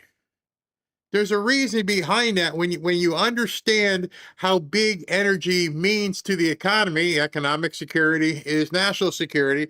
Now you understand why they were so against bringing power to this country. Produce all we can right now, given our pipeline infrastructure. But if you build more pipelines to move natural gas, we can produce far more natural gas than we produce today. And in fact, we need more pipelines out of West Texas and southeast New Mexico to bring the natural gas to enable the increase of production of oil in that region.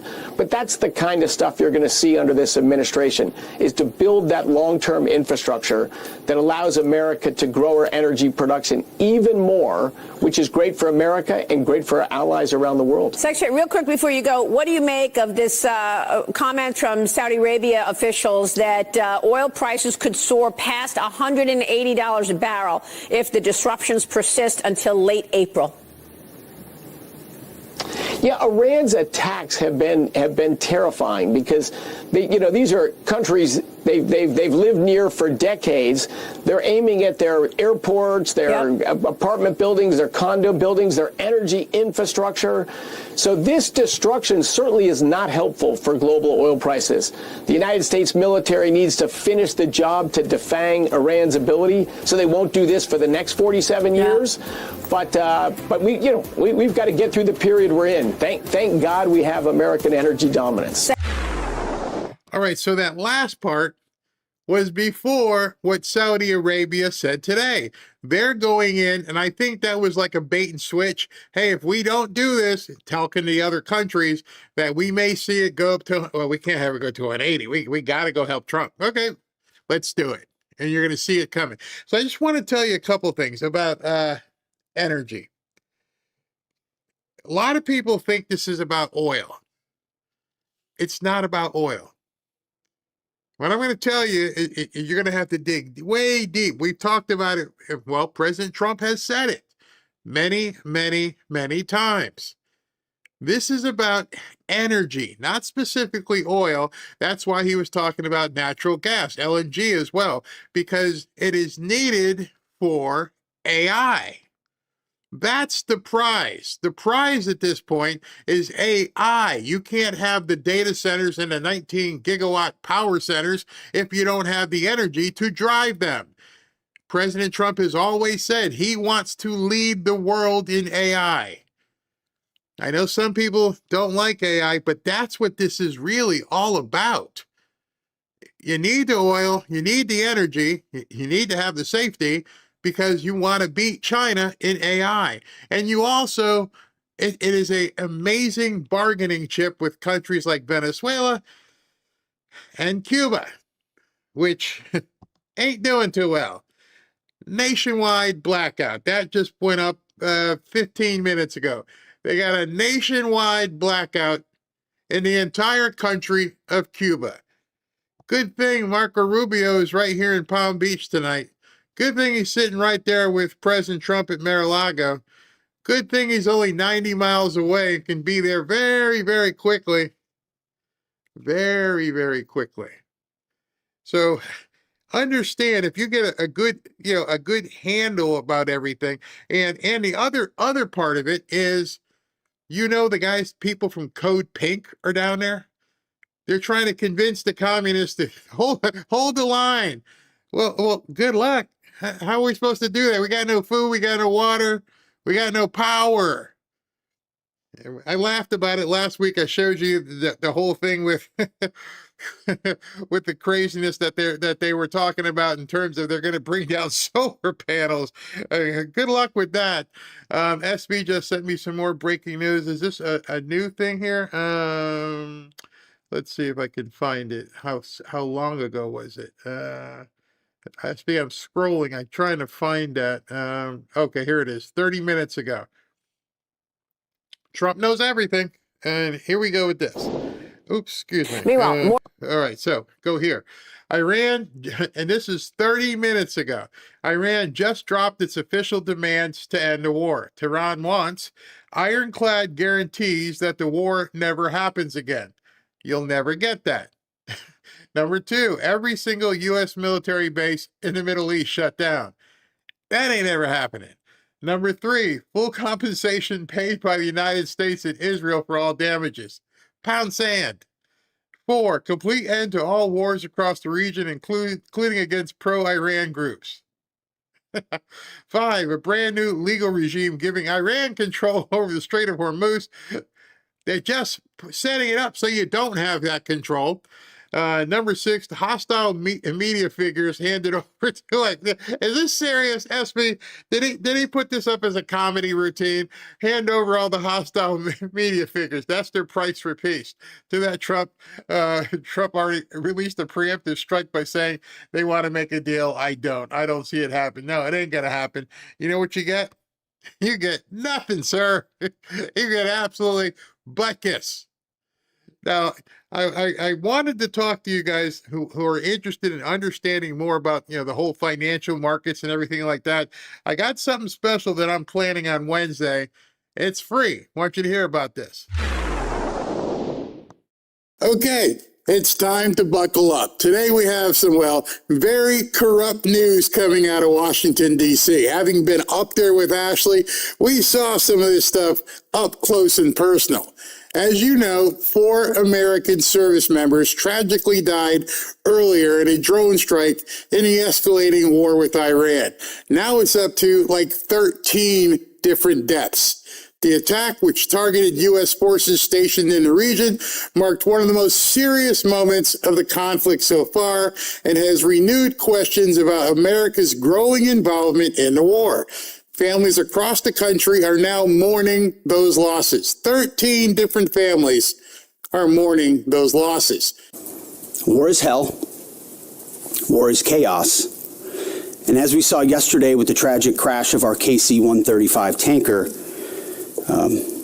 bad things can happen. American heroes, all of them.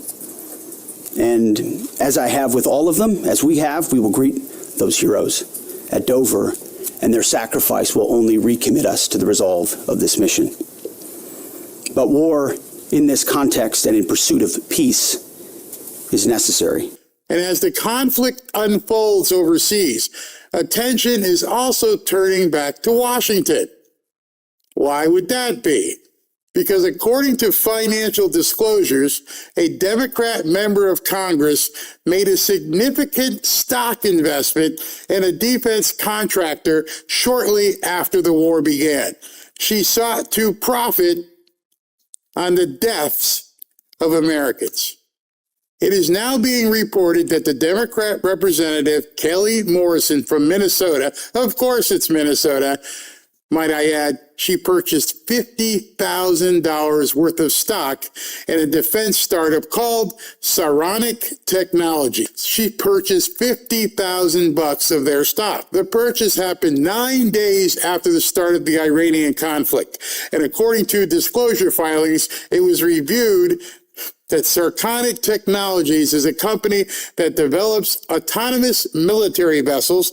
And according to one report from Notice, the company already holds a $392 million contract with the U.S. Navy. So with Americans dying in battle, there are politicians who are trying to profit from the situation. It is clearly war profiteering, and it is truly, in my mind, disgusting. Joining me today is insider trading expert Ross Givens. And according to him, this trade from Representative Morris is just the tip of the iceberg. Ross has spent nearly a decade tracking congressional and corporate insider trades legally, ethically, and in plain sight.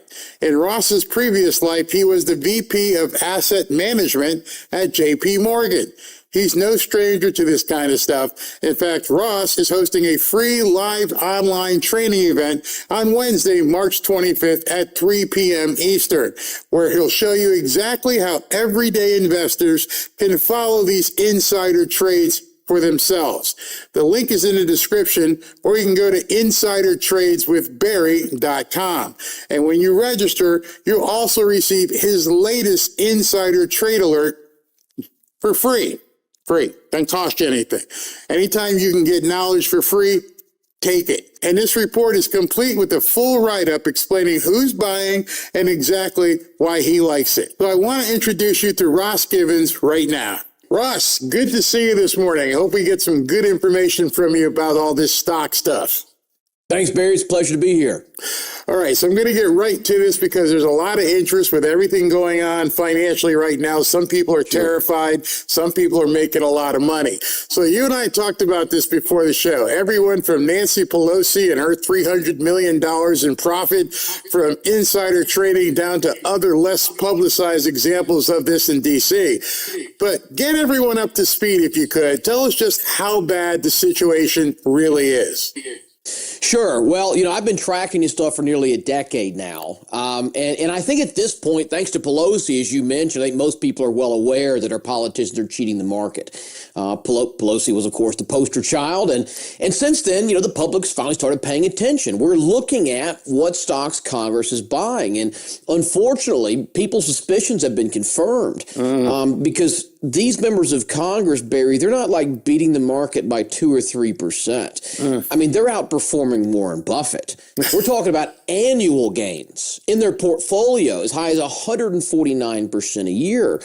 And they're getting this by using information they learn in Washington to make money for themselves. And it's very corrupt. I think the craziest part at this point, that they're still getting away with it. I mean, Pelosi got called out by what? Trump, Elon Musk, half of Congress, every media channel. But look at the numbers. I brought a chart here. These are the top performing members of Congress in 2025. So for folks who don't understand how big the problem is, this is not one stock. This is their whole retirement account last year. 50, 60, 78% from Warren Davidson. I mean, Buffett hasn't done that this century. And you've got members of Congress doing it from their cell phones. It's just crazy. Last year, these guys were 150%. And unfortunately, this is something we're seeing on both sides of the aisle. And, it doesn't seem like it's going to change whatsoever. I know maybe you can go further into this rule. I'm not sure what the actual number it is, but there's a rule that says they don't even have to disclose their trades for 30, 45 days after they even take place. Yeah, so around a decade ago, they passed the Stock Act when this was initially seen as a problem, and they were just clever about it, as they always are, because it didn't prevent them from trading. It just said they have to disclose these trades. You were correct. Between, I think it's either 30 or 45 days after the fact. Some do it sooner, but they just have to disclose it. But they don't make this stuff easy to find. You don't go to congresstrades.com. You got to dig through all their little House and Senate databases. And, we've made this process easier. But yeah, it's as rampant as it ever has been. And just so everybody knows, this is not a partisan conversation. It's happening on both sides of the aisle, because when you put up that chart, there's a lot of blue and a lot of red there. So they can't agree on anything. I'm watching on my monitor the hearing for Tulsi Gabbard, the hearing for Mark Wayne Mullen. They're fighting over the Save America Act, but they somehow seem to be okay with this. Yeah, they found an issue they agree on, Barry, and that is we should all cheat the stock market to enrich ourselves. So at least there's one unifying thing here in America. No, and I mean, the silver lining to all this, and I'll cover all this in a minute, but as you mentioned, we can track their trades. Some stall 30, 45 days, but you can see what stocks Congress is buying. You can follow along. We can see what stock CEOs and CFOs and the corporate insiders are buying as well. It's why I hold these training events, because I don't think most people know that you can do this stuff. And it's like, yes, it makes your blood boil. Yes, it's corrupt and crazy, but as we've learned, they're not going to stop. You might as well follow along. You mentioned Mark Wayne Mullen, who, I don't know how you feel. I love the guy. I think he's amazing. But I saw an article recently. We were looking through his trades. I don't want to call the guy out. This could be a coincidence, but he went and bought stock in a military defense company called VSE Corporation, and he bought it last month, like 2 weeks before these Iran strikes began. And the stock, as you can imagine, it's shooting up, right? So he's kind of giving the Dems some ammunition here right into a hearing, saying, look, Mullen, did you know something, or is this another lucky trade? They probably won't even bring it up, because a bunch of them sitting there asking the questions probably did the exact same thing. True. So for people who may be new to stocks or just not understanding how stocks and these kinds of investments work, can you explain how he would benefit from that type of investment, and why would that company go up because of the war in Iran? Sure. Well, so VSE, for those who don't know, is a defense logistics company. So they make, parts, maintenance support, aviation, all the stuff the military needs when these wars escalate. So when this happens, as these operations start going out, companies like VSE tend to do more sales. The government, the military buys more stuff. Their revenue goes up. And typically that means their stock goes up as well. So, again, Mullins buy could be a coincidence, but I mean, the guy didn't buy once, Barry. He bought twice. He starts buying in January, starts buying again on the dip in February. They're $50,000. And I brought an image here. That chart, those two dots are where he bought. Now, it's only up 15% so far, but hell, it's only been 2 weeks. I mean, who knows this guy's going to make on this thing? So, I don't want to anger anybody with this. The point I want to bring home is that you can follow along with these trades and hopefully use this for yourself. Now, I just want to make sure everybody knows, we're just going to be fair. This could be let me wink real hard. This could be a coincidence, right? Because it's not the only stock that he bought. No, it's not the only stock that he bought, but some of the other ones don't look too good either. I mean, he went and bought Raytheon, the big defense contractor. He bought Chevron 4 days before we went into Venezuela and black bag Maduro in the middle of the night. So some of this stuff is just a heck of a coincidence. I mean, you got the military assuming control of the largest oil reserves on Earth, and Mullen happens to be loading up on Chevron 4 days before. Look what Chevron's done since. Oh, man. Maybe he's super lucky, but all these guys in Congress tend to be the luckiest stock pickers I've ever seen. And when you hear some of them, you can tell some of them aren't the brightest tools in the shed, but somehow they can make 50, 60, 70% return on their investment. Okay, Isn't that phenomenal? So let me ask you a question. For people who aren't as familiar with stocks, have no idea what VSE means from SEV, that doesn't really matter what the call signal is. Break it down for the Fanfare family here.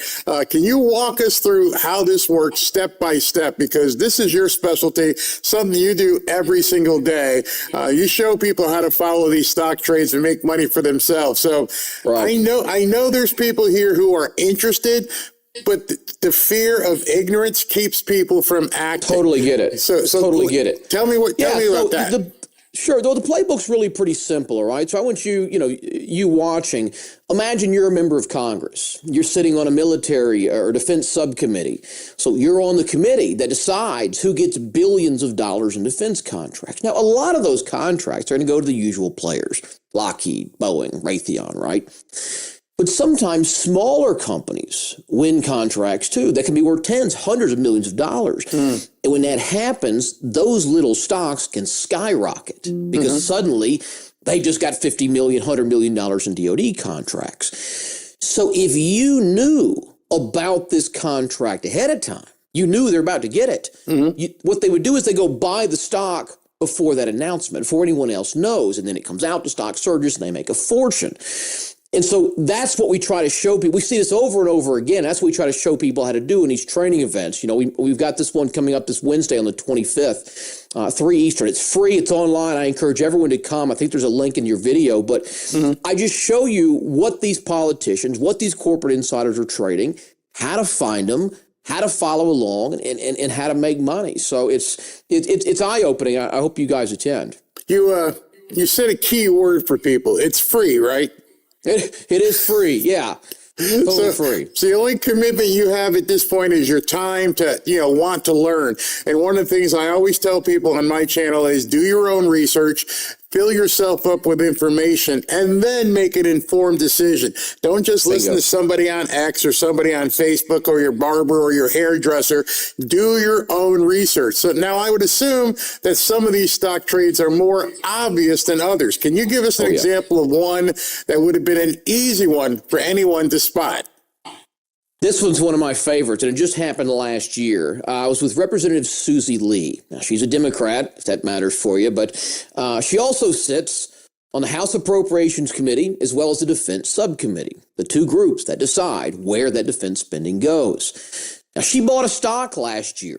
There's a company called Rheinmetall, which is a small German arms manufacturer. Here's the transaction report she filed with Congress. And what's interesting here is that this is the only stock she bought in over 3 years. The only one. Now, some of these guys are buying and selling all the time. That can be tough. What does he know? What does he not know?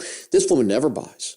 And in 3 years, she buys one stock. And Barry, it's not Apple, it's not Google or Microsoft or NVIDIA. She buys this obscure German arms manufacturer named Rheinmetall. So to me, that's kind of a strange choice. Unless you understand the industry she's in, the committees she sits on, and in less than a year, here's what that stock has done. 306%. I'm sorry. 306%. So essentially, it quadrupled.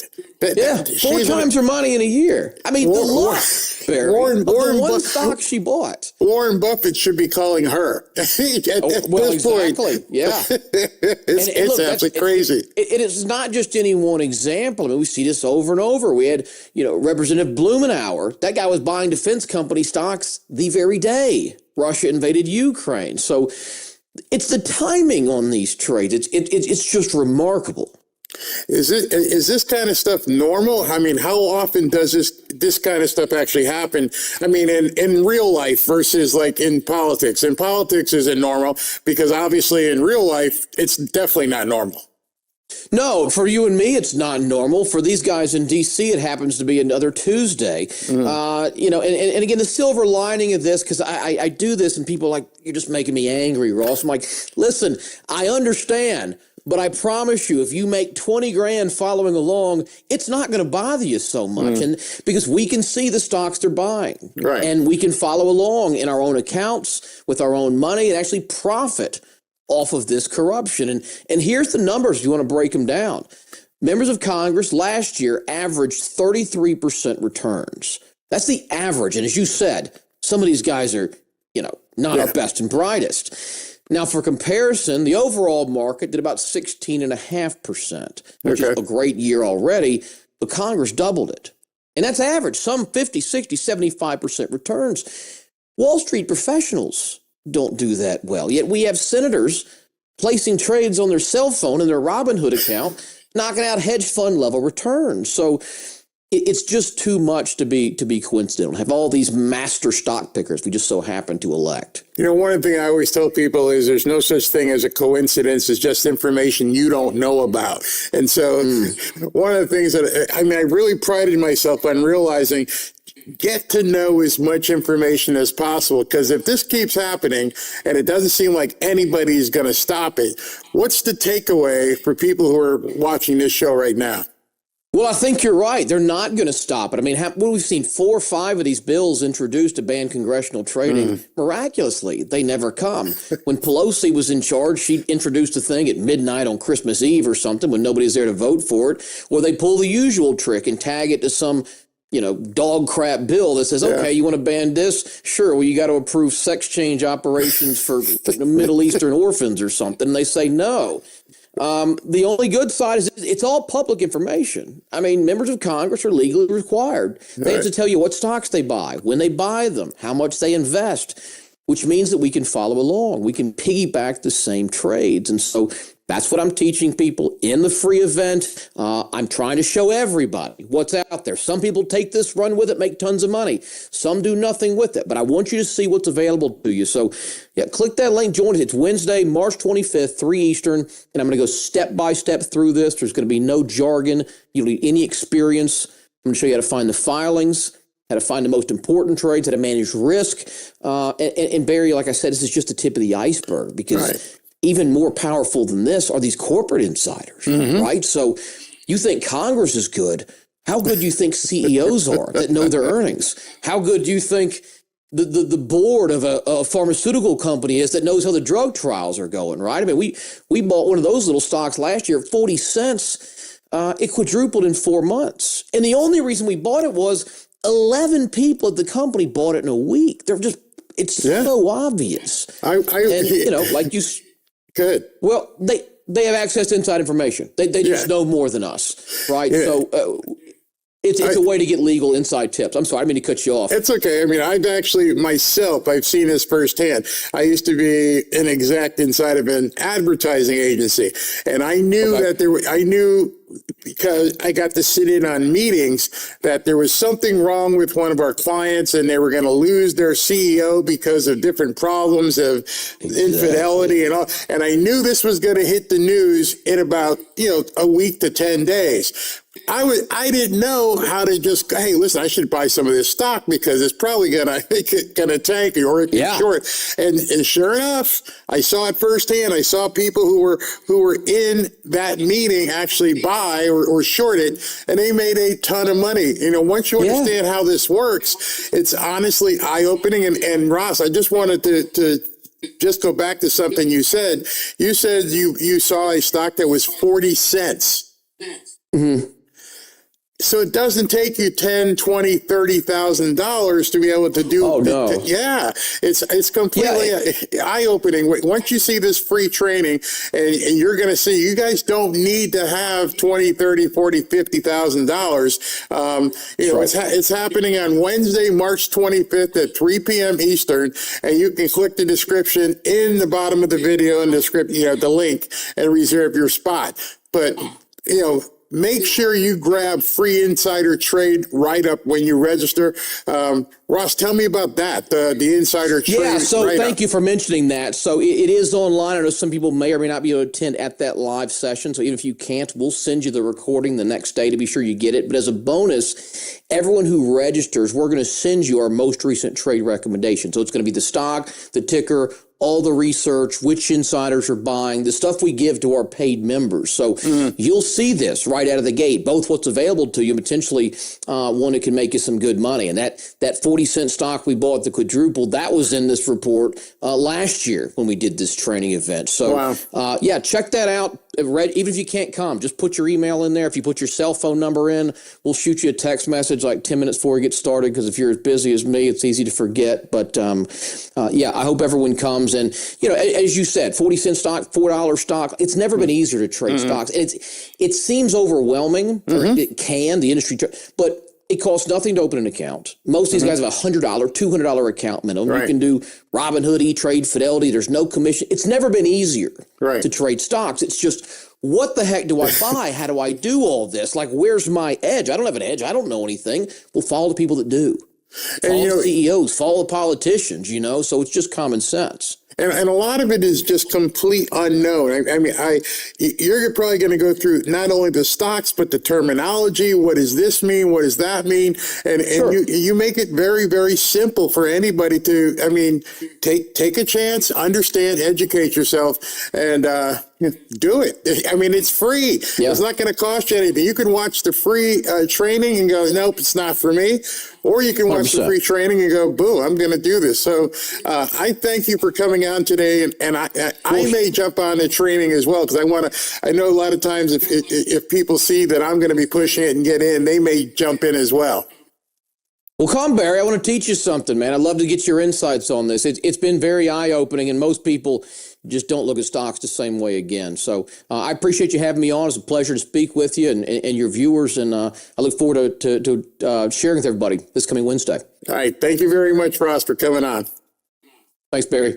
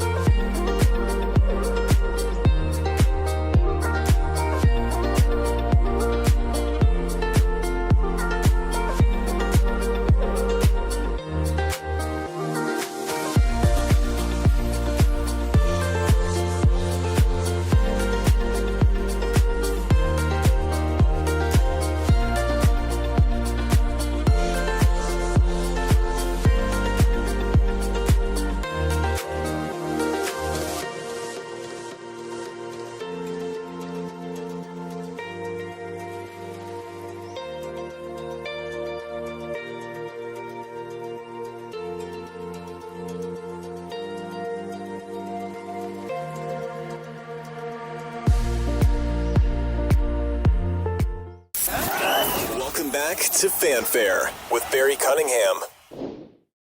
Meanwhile, mortgage rates also an issue on the rise. A 30-year fixed rate now at 6.22%. That is the highest level in nearly 4 months. President Trump signed 2 executive orders aimed at boosting housing affordability. One designed to expand access to home loans and lower mortgage costs. The other focused on cutting regulatory barriers to speed up affordable home construction. Joining me now is the man leading the effort, U.S. Housing and Urban Development Secretary Scott Turner. Mr. Secretary, great to see you this morning. Thanks so much for being here. Yes, ma'am. Good morning, Maria. Thanks for having me. Assess where we are today. So before she goes on, I just want to say, I didn't sit here and raid Maria Bartiromo's show and go, I need to just put everything she had on. And I realized as I was watching this show, she had a constant thread of cabinet members, and it was no accident that she had Chris Wright, and now she's got Scott Turner, and then she has Linda McMahon, and then she had, I mean, it was like 4 or 5 cabinet level interviewers right in a row, almost like when we went to Washington and they were sitting in front of us. And I love Scott. I love Scott Turner because he talks about what his most favorite to me is real estate. And just listen to what this guy says. It's incredible. And what you think are the most important levers that you can pull to loosen this market up? Well, thank you, Maria. You know, I just saw my colleague, Secretary Chris Wright, who really is the best in the business talking about energy. So thank you for that segment. You know, we have a president, President Trump, who literally is making sure that an evil regime in Iran does not have nuclear weapons, and at the same time being laser focused here on domestic policy, as you alluded to, the 2 housing EOs, one to take down regulatory barriers to building affordable housing, and the other to make mortgage credit more accessible and more affordable for the American people. Maria, regulatory barriers, for instance, cost about $94,000 for the final price of building a single-family home, about $30,000 during the Biden administration for green energy mandates, $30,000 to the cost of a construction project. This is unsustainable. All right, so what he's talking about there is the Biden administration decided with their green new scam thing that was nothing but BS. They were purposely adding $30,000 in fees because of the different things that they required when you built a new home.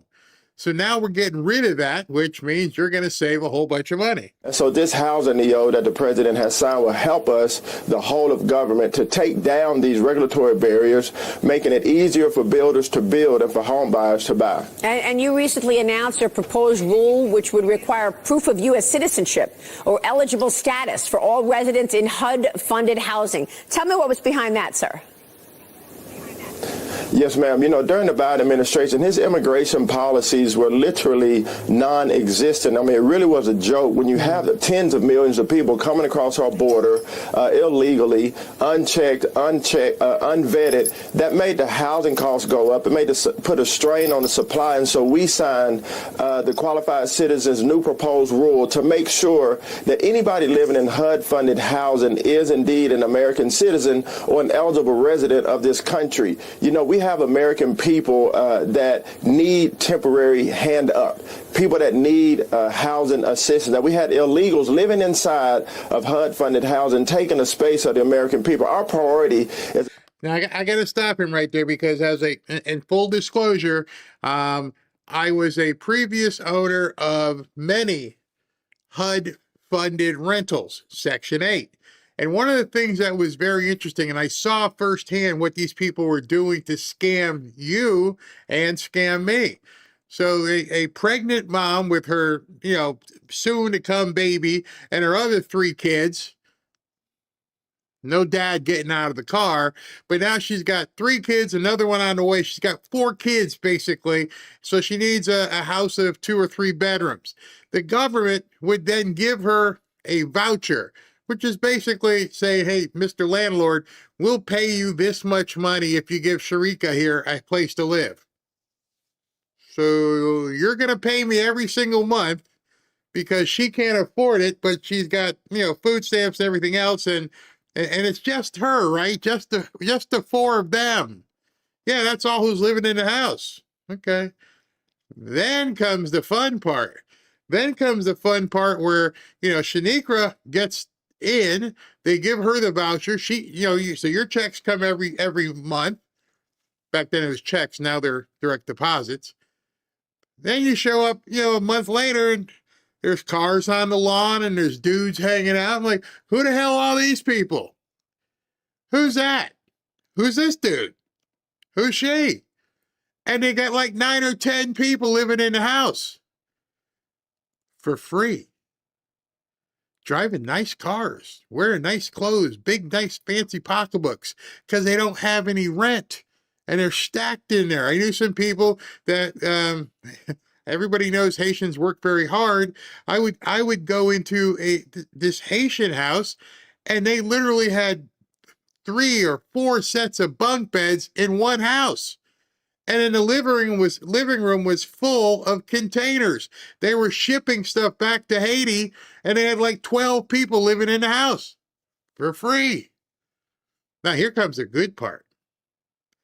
You call HUD back then. Hey, listen, I know you had me, had Chiffon get to live here, but there's like 10 people living in the house.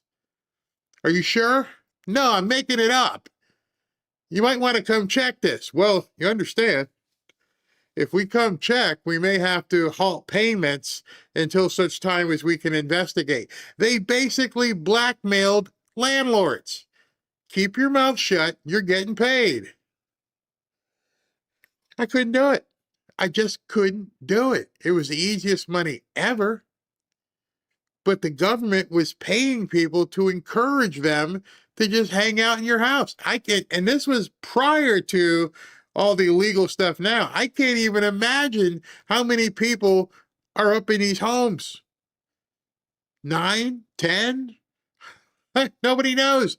Government strokes a check for $5,000 to the person who owns a house. And so now what Scott is doing is saying, okay, we're going to stop this, nip this in the bud. We're going to make sure everybody here has to be verified. It's immediately going to freak them out. Because now you have to go and say, hey, look, no, I'm living here by myself, me and my girlfriend, wife, whoever, baby mama. It's just us. And then I'm sure HUD can do spot checks now.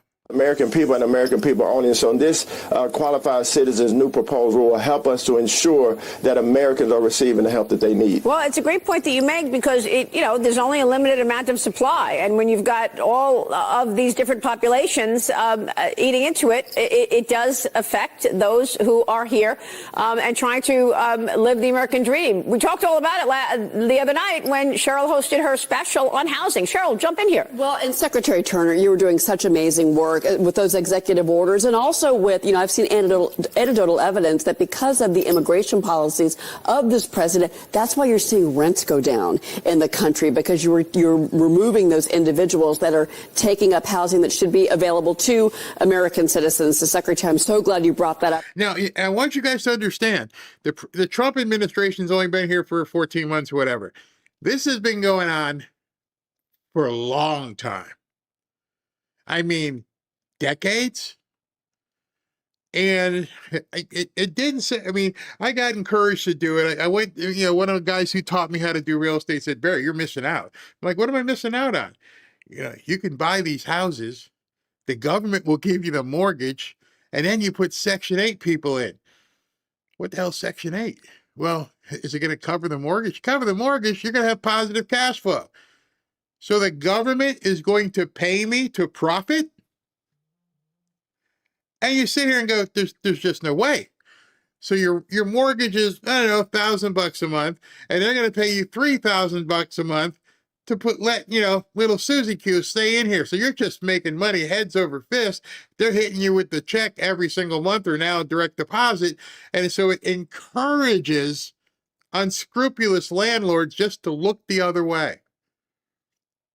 And I remember at one point, don't remember what year it was, somebody said, are you a Republican? This is before Trump. Maybe it might have been around Trump, 2016. And I'm like, yeah. I'm like, how can you participate in this? I wasn't ripping off the government. The government was ripping off people. Before Trump got in, the government was ripping off people who were paying their taxes because they were paying for these people's rent, paying for their bus pass, paying for their food. And then I'm watching these people drive Cadillacs, wearing, what's the shoe with the red on the bottom? The women are, I'm like, what the hell is going on here? You talk about a transfer of wealth.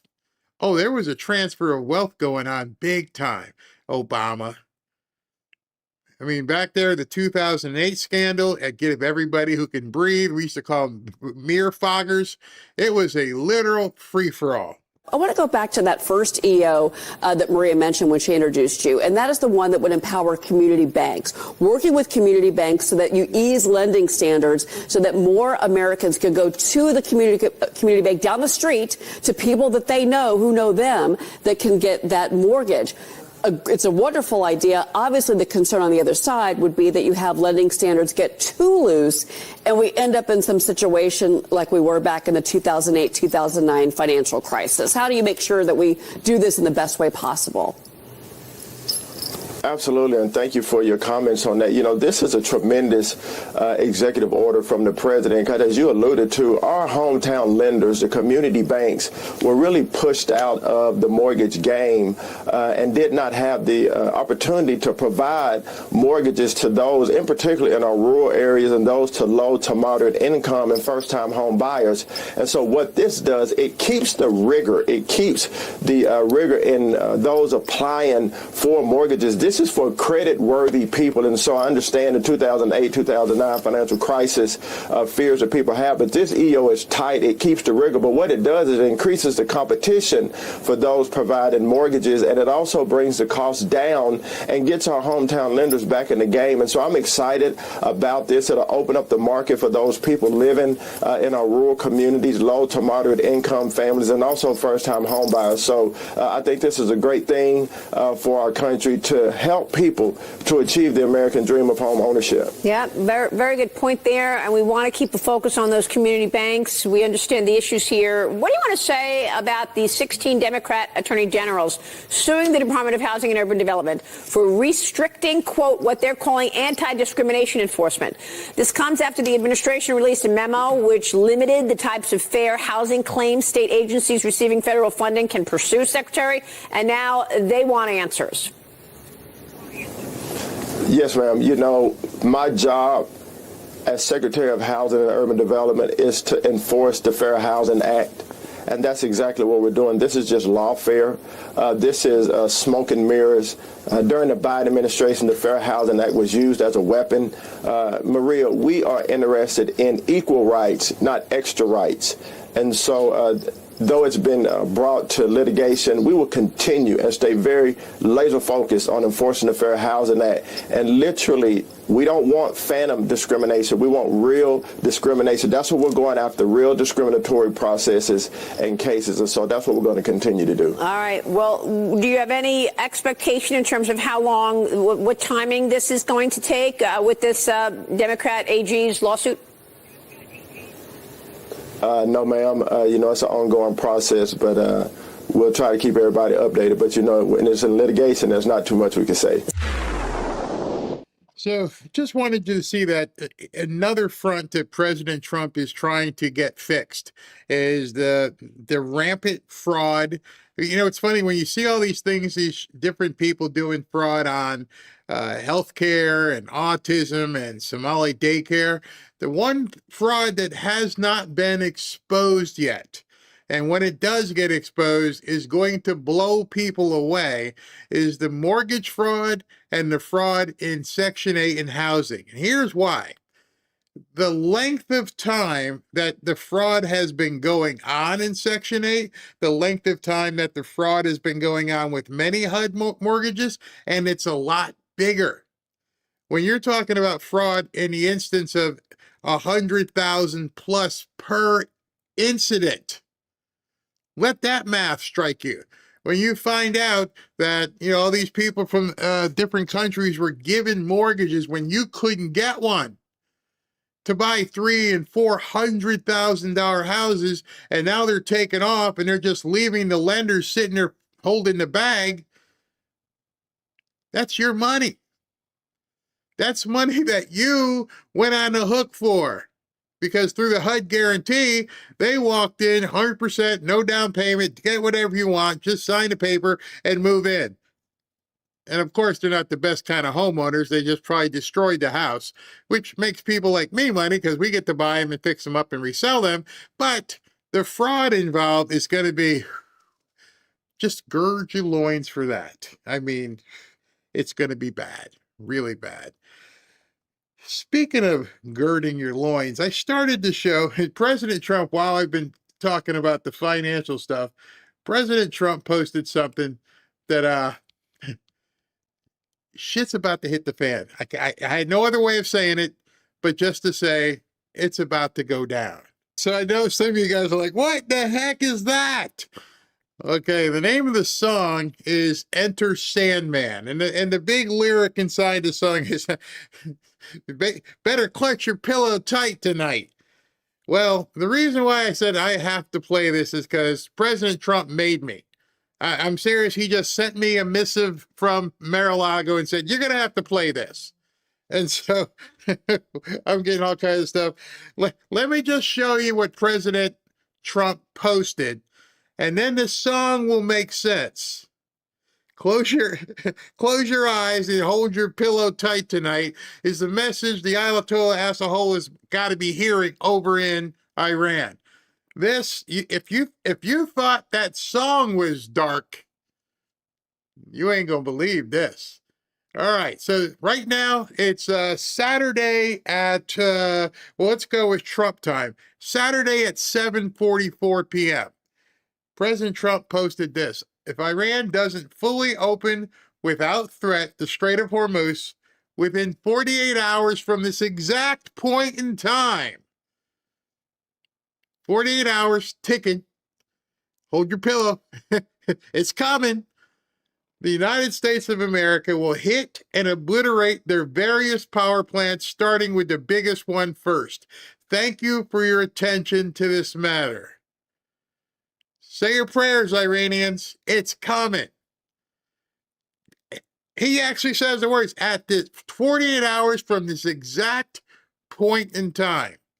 24 hours would be Sunday, and 48 hours would be Monday at about 7:45, for whom the bell tolls. It's coming. So you know how these mullahs are. They all just think it's just a big deal and nothing's going to happen, even though they're sitting eating inside of a tunnel someplace. He just said they're blowing them to bits Monday by 8 o'clock.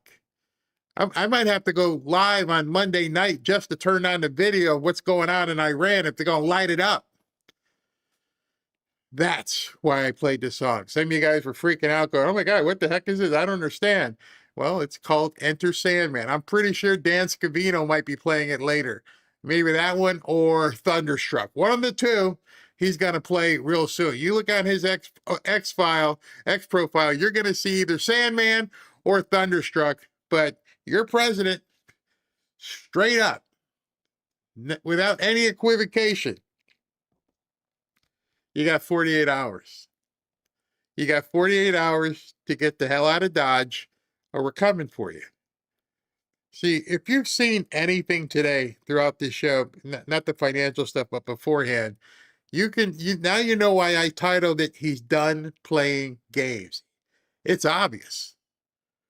He doesn't care. Now he's going to need you and me even more so, because these people, the libs, are going to freak out. He just gave them an ultimatum and he's going to blow it to smithereens. Yep, it's coming. It's coming. I love something Alpha Warrior said here. Something we all might want to take to our bosoms. It says, some of you say you want victory over the deep state, but the moment the fight demands sacrifice, discomfort, or even a fraction of what the real war requires, you hesitate, you run, you hide, or even side with the deep state enemy for mercy. You should be the one standing strongest behind President Trump, because while you debate from comfort, he's the one standing in the open, taking the arrows meant for all of you. And I love that picture. Love that picture. And so now, as we tick off these next 48 hours, he's going to need us to basically carry the banner. He's going to need us to let everybody know this is it. We're America. We're not taking this anymore. We're not taking it from the mullahs. We're not taking it from any of the countries that don't want to pitch in. We're definitely not taking it from the Democrat Party. So let me just ask you. Oh, somebody said I should play "You Dropped the Bomb on Me." That should be, yeah. We should do a whole night on Rumble where I'm just playing bomb songs. But this should read as you're reading this. I'll leave it up before we close. As you're reading this, I want you to think one thought from everything you've seen today about Robert Mueller. I'm glad he's dead. To him saying I'm not playing around, to now saying tick-tock, Iran, tickety-tick-tock. You got 48 hours. We've never, ever had a president like this. It scares people. It terrifies so many people who don't understand power. And a president in writing just told another country, tick-tock. He also told the Democrats tick-tock. Make no bones about it. He told the Iranians, he told the deep state, he told the Democrats, he told Tucker, he told Marjorie Taylor Greene, he told Joe Kent, he told them all. You got 48 hours.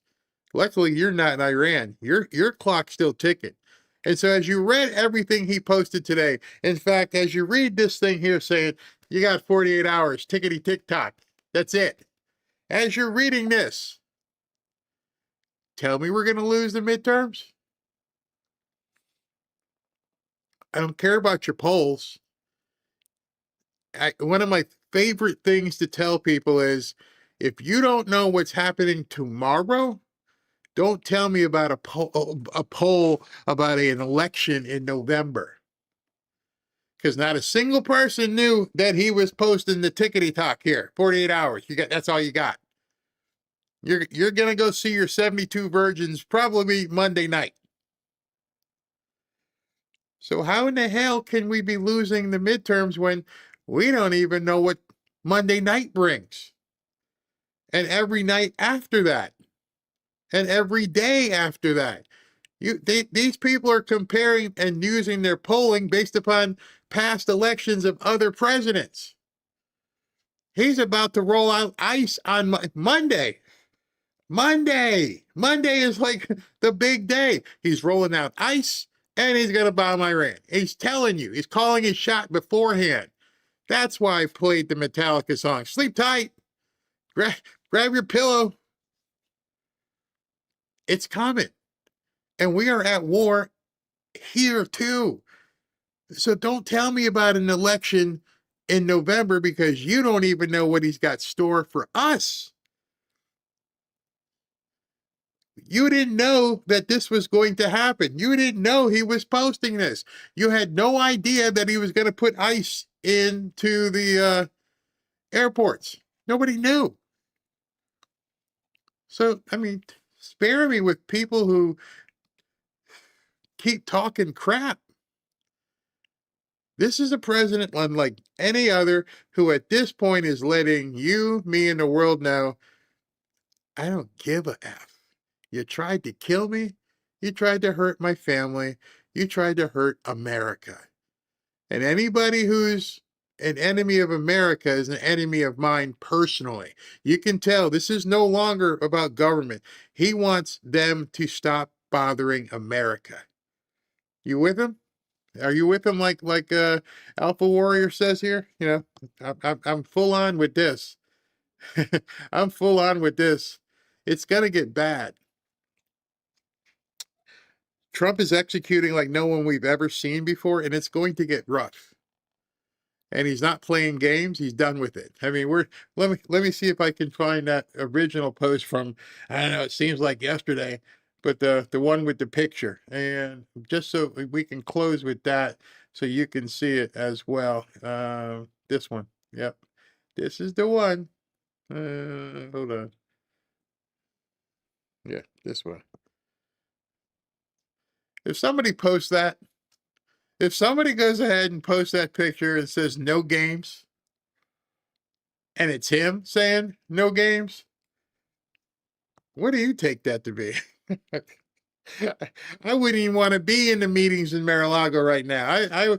I can't even imagine what's going down over there. He's coming. He's absolutely coming. What a time to be an American. So we're basically fighting the next American Revolution here as well. And doesn't mean we're not going to see pain. Who knows what they have in store for us? Who knows what they have on the ground, what they're going to do in trying to disrupt the American way of life? Who knows what the Democrats are going to do to try and disrupt the American way of life? I hope that song didn't freak you out too much where, I was just looking at the messaging and understanding what's coming.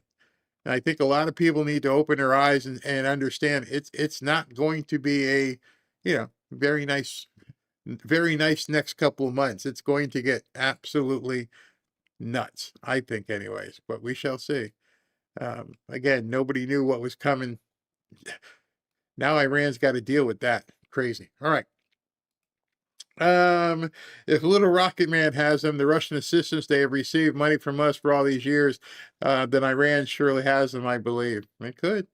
Chiosop, TSA should put out a tip cup if every traveler chips in $2 to $5, it'll make these people pay, and then some, and the Democrats will be stuck. They're stuck now.